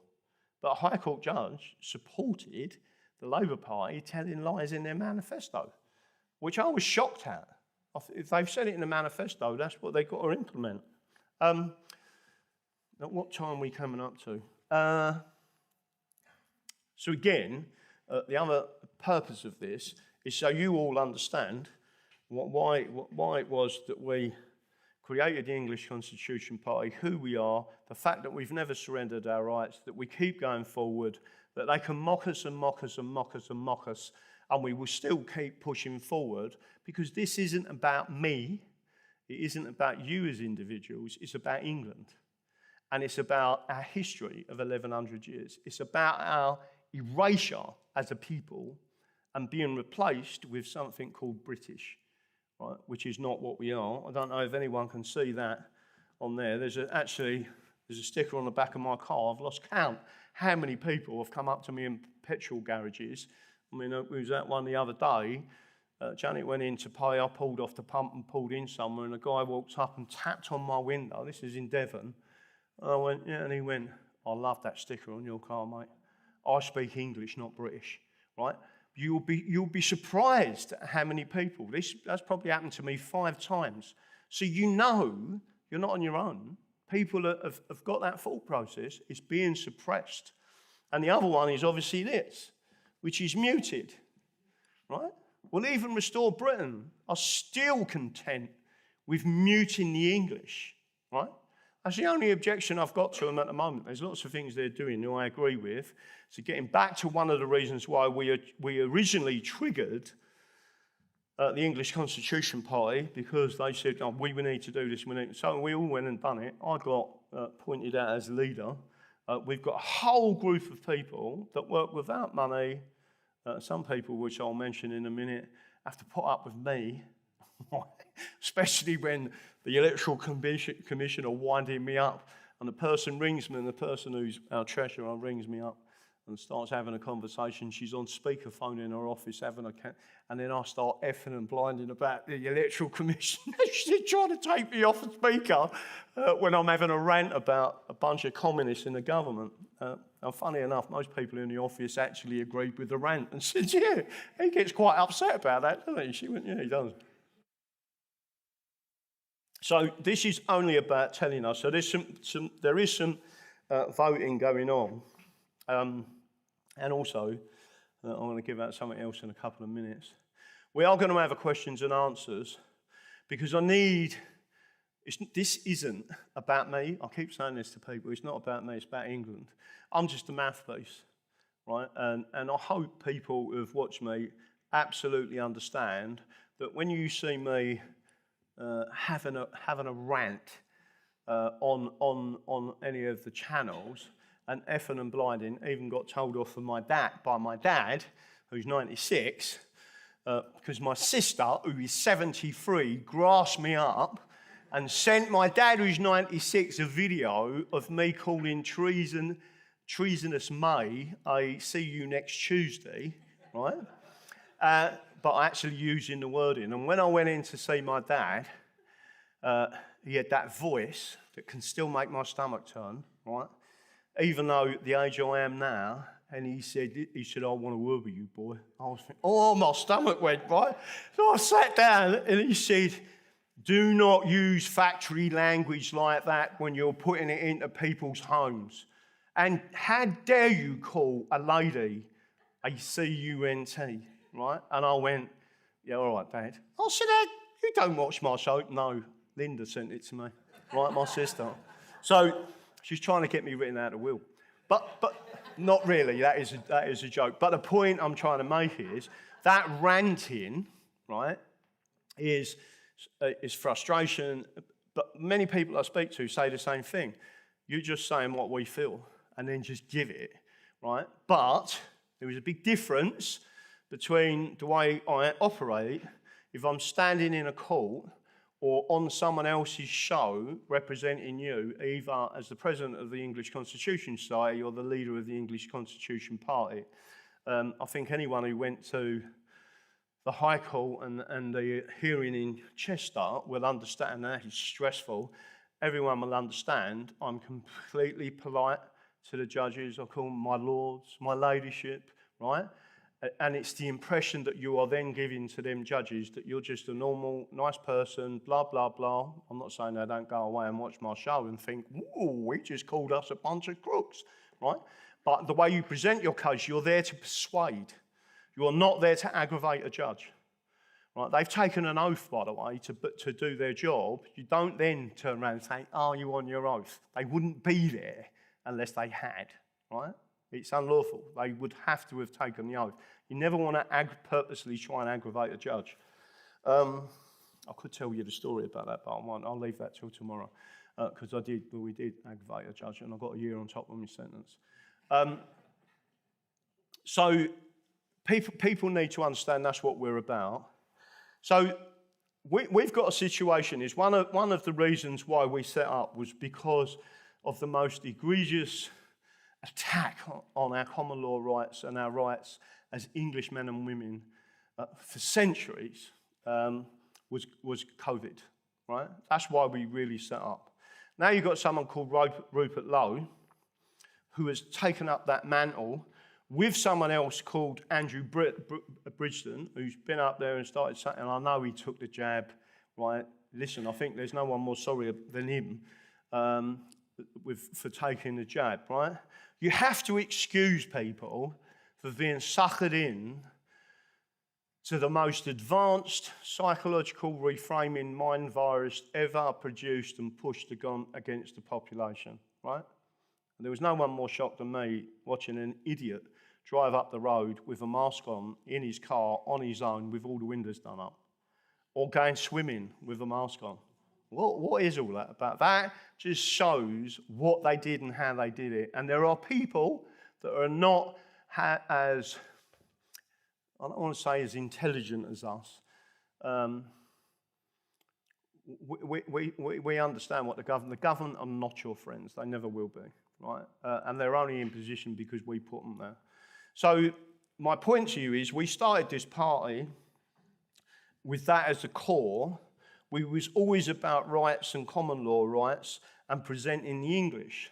I don't see that that's changed, but one of the things we're going to take a vote on is whether we continue the political party, so whether we fold it up, right? And the reason for that is what I'm seeing is Restore is storming ahead of everything. I'm highly suspicious about them. But in good conscience, I can't say fully, I think we need to infiltrate and push forward, but I can't ever, in good conscience, push forward that party because they do not speak of England. They are unionists. I am not a unionist. I know the damage that has been done with bringing Roman law into an English parliament. It is the cancer within our system. If you went back to the common law, and the Brotherhood of Nations, I've got no issue with that whatsoever. I've got no issues with the Scots, right? Even though the geezers wear skirts. right, and throw bits of wood about, right, and obviously Wales, I haven't got a problem with them, or the wellies. Sheep are a bit worried half the time, but that's not our problem, it's theirs, right? Now, anyone will tell you, we just stand there taking the mick out of each other. Everyone knows it is just banter. But if it come to it, and we all have to come together, which we have in the past, we all fight alongside each other. But what I'm seeing now is an attack on England, and these people are not coming forward. A lot of the Scots I know agree with me completely, and the Welsh. Right? We've got Welsh members, and we've got Northern Irish members. I mean, the Northern Irish have done a seminar out there. They was completely with it. They want complete independence and be a brotherhood rather than have these people external in a British Parliament controlling them. So the first thing is, I'll have to put a vote to everyone in here, right? Because again, we want it on camera. So the vote is, do you want us to fold the party, right? In other words, remove our political element. We'll never stand again. You can't recreate it. So anyone who wants us to liquidate the party, put your hand up.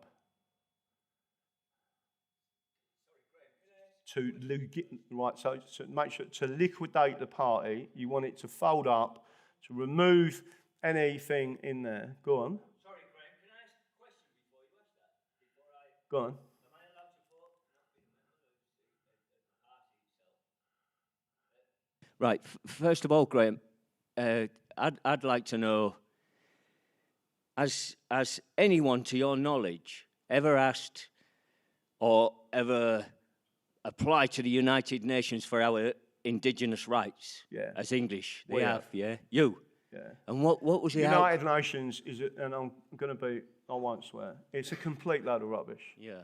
United Nations, there is an indigenous rights. We do have an indigenous rights. United Nations is, in effect, Fabian run. I could explain that. Yeah. It's full Is of there Fabians. is there any other way that we could fight for our indigenous rights? Yeah, there's plenty of ways of doing it, but let me just jump past it because it's an important thing, right? I'll come back to the questions and answers after. So I've asked whether or not yes, fold the company up, right? So the next question is no, not the company. No, we do not want you to fold the English Constitution Party. So show of hands if you do not want the English Constitution Party folded. Right, there you go. Right, so that's a unanimous, you don't want to, right? The second is, we as a group made a decision not to stand against Restore Britain candidates, right? There is no proviso to that. We won't stand against them, but we will start talking to them and finding out why it is they will not talk of England, right? There are a few of them that have started to do it. Rupert Lowe is one of them, believe it or not, although he still conflates British and English, which, by the way, getting back to Alexander Zelensky, stated, when asked what's your biggest bugbear, he said the people that conflate Soviet and Russian. He said, I am a Russian. I am not a Soviet, right? He knew the difference.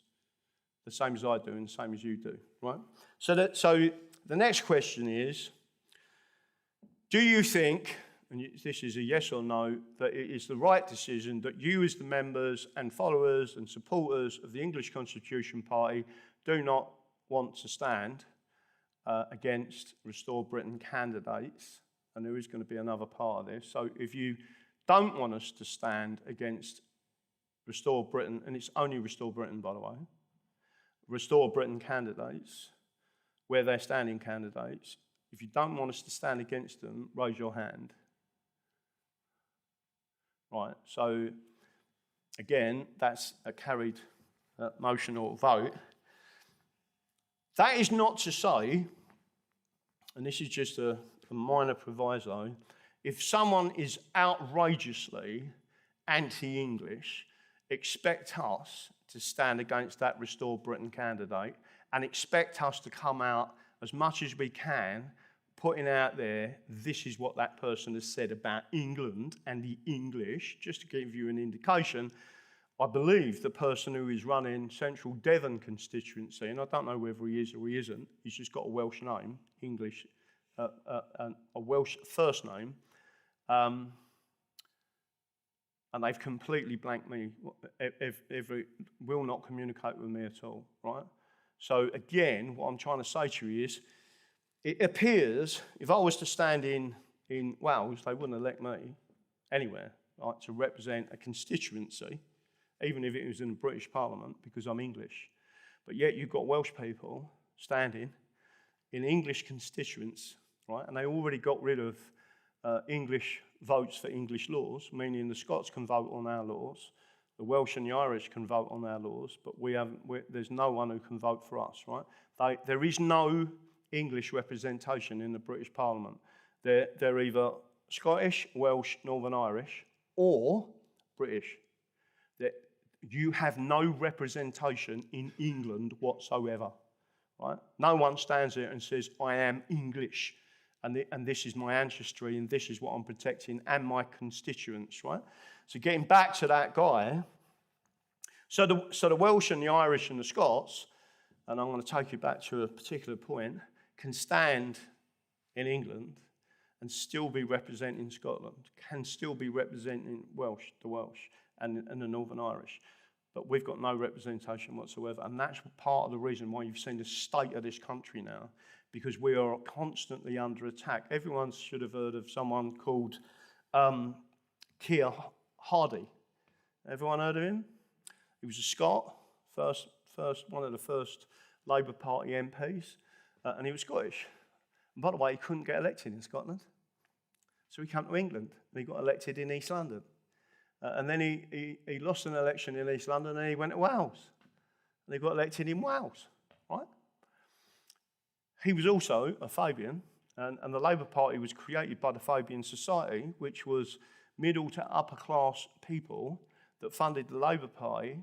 Rockefellers funded it, Rothschilds funded it, industrialists, pharmaceuticals, all funded the Fabian Society, which then created the Labour Party to control the working class, right?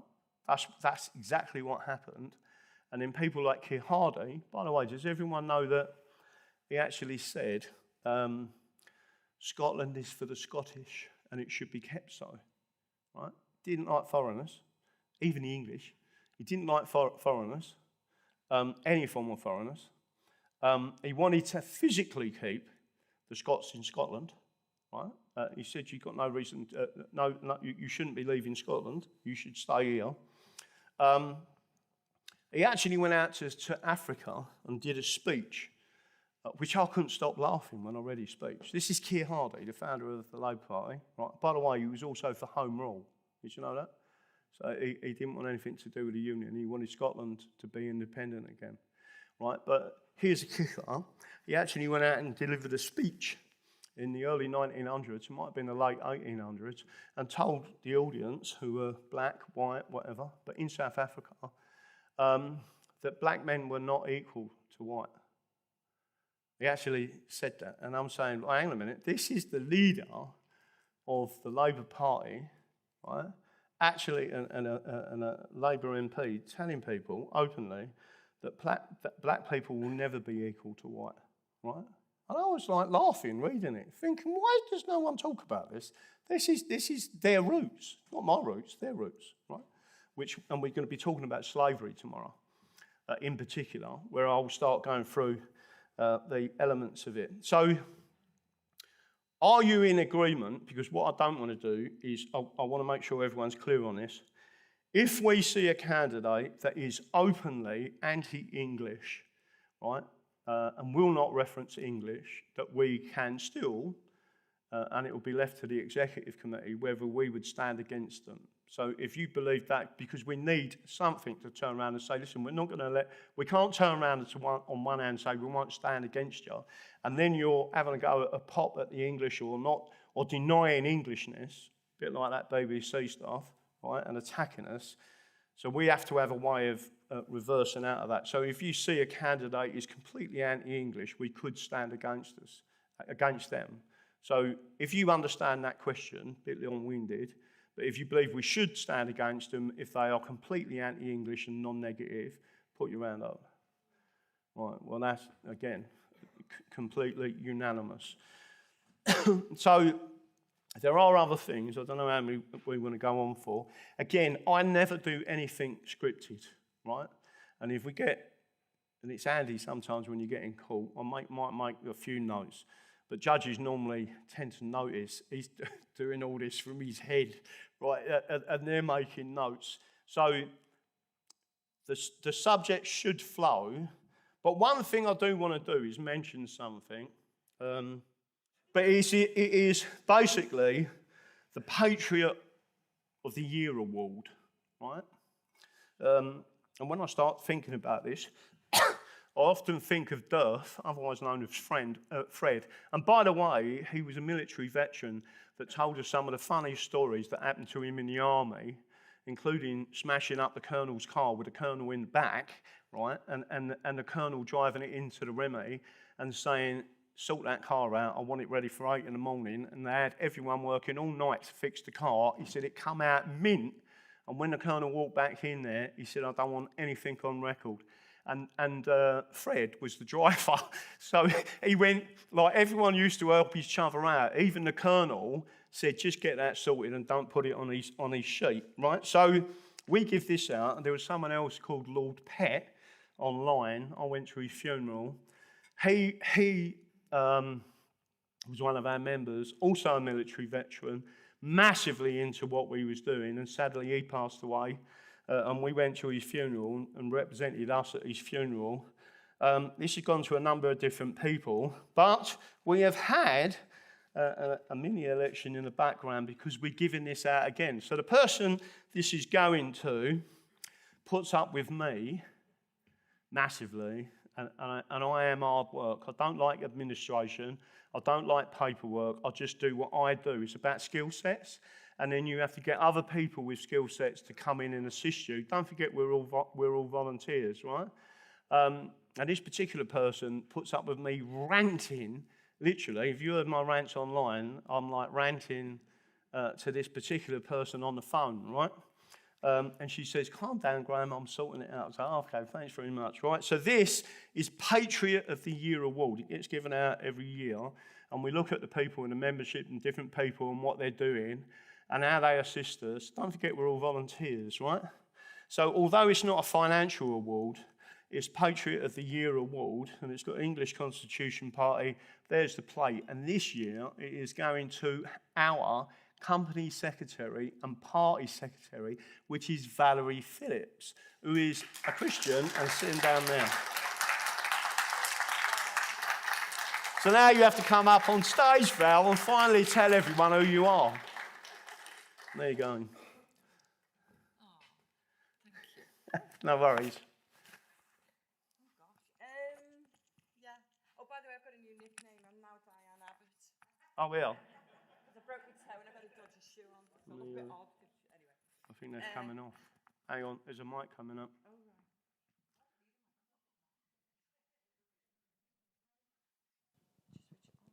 No, it's on.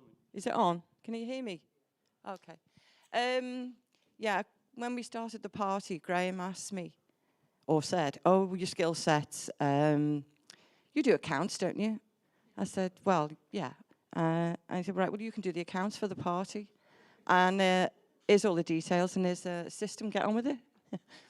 Which, yeah, and I was very, very honoured to do that. And I'm honoured to be with him and a part of all of this. And I especially want to thank Janet. Because of Janet, he now puts the paperwork in.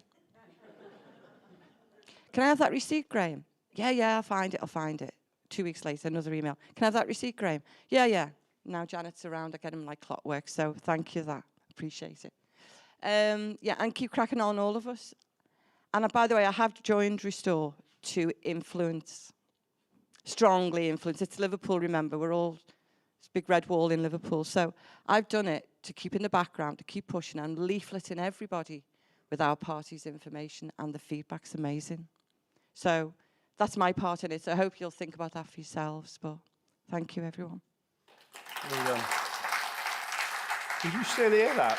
Is that coming through my mouth? Is that still coming through my mouthpiece? Right, it's falling off my ears. So that's Val. So all I'm doing is showing you, we're just normal everyday people. We're not like Restore, we ain't got millions of pounds, we certainly haven't got millions coming in. What we try and do is just keep people charged going forward.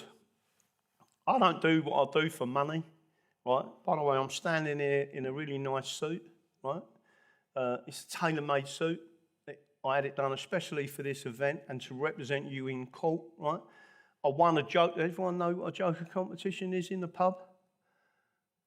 And the whole thing was up to 4,400 quid. And my name got called out of the hat. Janet, witch, as I call her, said the number's 41, Graham. And I said 41, and they pulled out the joker. So we won 4,400 quid, right? Quite a bit of that money went into this suit, right? Another bit of that money went into Janet's ring. We're not millionaires. I'm not interested in that lifestyle. I don't even like money, right? Believe it or not. I'm a bit strange like that. But what I believe in is England, right? I am a hard worker. I'll work 18 hours a day, 7 days a week. I don't expect payment, but what we look for is the loyalty of our members pushing forward, right? And many of these people, and there's some people, Tracy will tell you, have been with us for 15 years. We never fall out, right? We've got another group called the Faithful, right? And it doesn't matter what's said. And we're hard to infiltrate because we're only about England. That's all it is. If there's any nonsense going on, we just go. We've never, from the Faithful group, never kicked anyone out of it. Another group there is, because there's a filter system to come through before you get into that area, because we've known each other for years and years and years. So that's what we've got in the background, but none of us are paid, right? We just do what we're doing. They're about to bankrupt me. I'm going to use a Restore phrase. I don't care. Because we stood up for your rights to freedom of election. Sarah Pouchin and Reform, we won the 2 earlier cases. Technically, they owe us 158 grand. Right? And the courts possibly won't recognise me as a paralegal and representing you, right? But again, they're saying, but the end case, well, that's not the point. They took it out of jurisdiction, and they was warned what they was doing, and by a judge, by the way. So it's not just, they've lost the initial cases, which we won, they owe us the money. And then at the end case, we lost because they swapped out the 2 original judges. Whole thing was as corrupt as you can possibly get, in my opinion. There are some of our leaflets that are down here as well. So the last major point that I want to make, well, say last major point, the major thing, don't forget, this is the political side of it, right? I think everyone gets that the Labour Party and Keir Starmer, I won't start going into a chant. We have been completely dismantled from the inside out as the English by all these groups of people. They've created their own profession. I think everyone should understand that. That happened by the Parliament Act of 1911, and they was warned, and we was warned at the time by our parliamentarians, because they was all MPs at that time, apart from the fact there weren't any women. They were all businessmen. You didn't get a salary, right? So they was all putting back in their community. That's one of the reasons why I can't like Rupert Lowe, because he isn't like Nigel Farage. Nigel Farage and Sadiq Khan and all them people, I regard them as ponces. Right? They've only earned their money out of public money, right? They've never gone out and earned a few quid. I mean, proper money. They've built business. They've never built a business. Never done this. Never had skin in the game. It's always us paying for their mistakes, right? Whereas Rupert, though, is slightly different to that, although he started life in the city. So there's lots of things that we need to talk about there, and you can have the questions and answers, etc. I always say to people, I don't know everything. I know more than most on the English Constitution. I would give people like Sir James Eadie a run for his money, who's classed as a constitutional expert and a King's Counsel. And bear in mind, he gets paid out of your money $8 million a year, right? And then you've got people like us who have said, let's give us the law books, and then we'll read the law and find out what it is. And don't forget, tomorrow I'll probably explain briefly for people who don't know where it come from, meaning the prison cell, and then started to realise what they was doing, and then understanding that we was making a difference in that community, right? Meaning, because prison is a community, in case you hadn't noticed, it's a gated community, except they don't let you out. But you can make a difference, and you can make a difference without violence. In fact, the worst thing you can do in that type of gated community is be violent, because they have full monopoly on violence. Exactly, and it's become that on the out. There's an old saying, whatever goes on in prison will mirror the outside community, and that's exactly what's happening now, right? So people have started to see that, and that includes, by the way, prisons being completely taken over by Muslims. They're extremely dangerous places to be in, right? Which is why you've seen quite a few people over the last 10 years dying in prison. I don't know if you know that one of them, I can't remember his name, not me being disrespectful, but it's just come into head. He put a bit of bacon on a mosque door, and then they put him in prison. A week later, he was dead. Right? So, and if you think of people like Peter Lynch and others, that's the type of thing that will happen. I mean, you've got Tommy Robinson, again, being attacked in prison service allowing it to happen. All of that is actually real. It is a very dangerous place to be in now, with everything that's in their favour and everything against us. That was it, I think. I'm sure there was a couple of other things I was going to do as a vote, but they're the main things. There is, so tonight, hopefully I've recovered a bit more. I do want to emphasise to everyone, how many people watched Mark Devlin last night? Right, because it is a really interesting subject, right? It was only because I was tired I went, and I have seen his videos before, but people do need to understand that the British have absolutely 100% off to a T. If there's anyone involved with psychology or psychiatry or mental homes, mental hospitals, anything like that, they'll understand exactly what I'm saying, right? Is they have absolutely got off to a T psychological reframing. In the military, they call it something else. They actually call it winning hearts and minds. That means they're using psychology, all right? And I've always said we should send psychologists who assist the government and Parliament to do what they're doing, and the media doing what they're doing. We should send them to prison for life, right? It's just a serious offence to mess with a kid's head or an adult's head in the way that they're doing than it is to stick a knife in them, right? You're messing with people's thoughts and how they operate as a person. That's why, I don't know if anyone knows, but in the USSR, it had the highest suicide rate anywhere in the world ever recorded. And it was because they had captured people. You couldn't even speak to your neighbour without someone potentially telling, the hierarchy about something you've said, and the next thing you're in the gulag, right? It was a living hell, right? And that's what they're recreating here. So I don't know what time we're going ahead on this, but if anyone, did anyone else need to come up and have a chat and speak and say anything? Don't forget, I'm the elected leader. If anyone else wants to be leader, I might even do that. Does anyone else want to be leader? Show of hands for leadership. No one ever puts their hand up. Do you know what I mean? I'm going, oh, please, I'll pay you. No. Well, here's a pint. Do it for me. There's what? You can't pay yourself, never mind. No, but I normally meant a pint. I mean, when I was over there with Brett, I tried to Well, that was before he had his illness problems. I always used to try and bribe him with 1 or 2 pints, but he still wouldn't have it. Yeah, but that's it. So what we will do is pull these forward again. So if we actually get up and pull these out, and then I'll just briefly speak through these.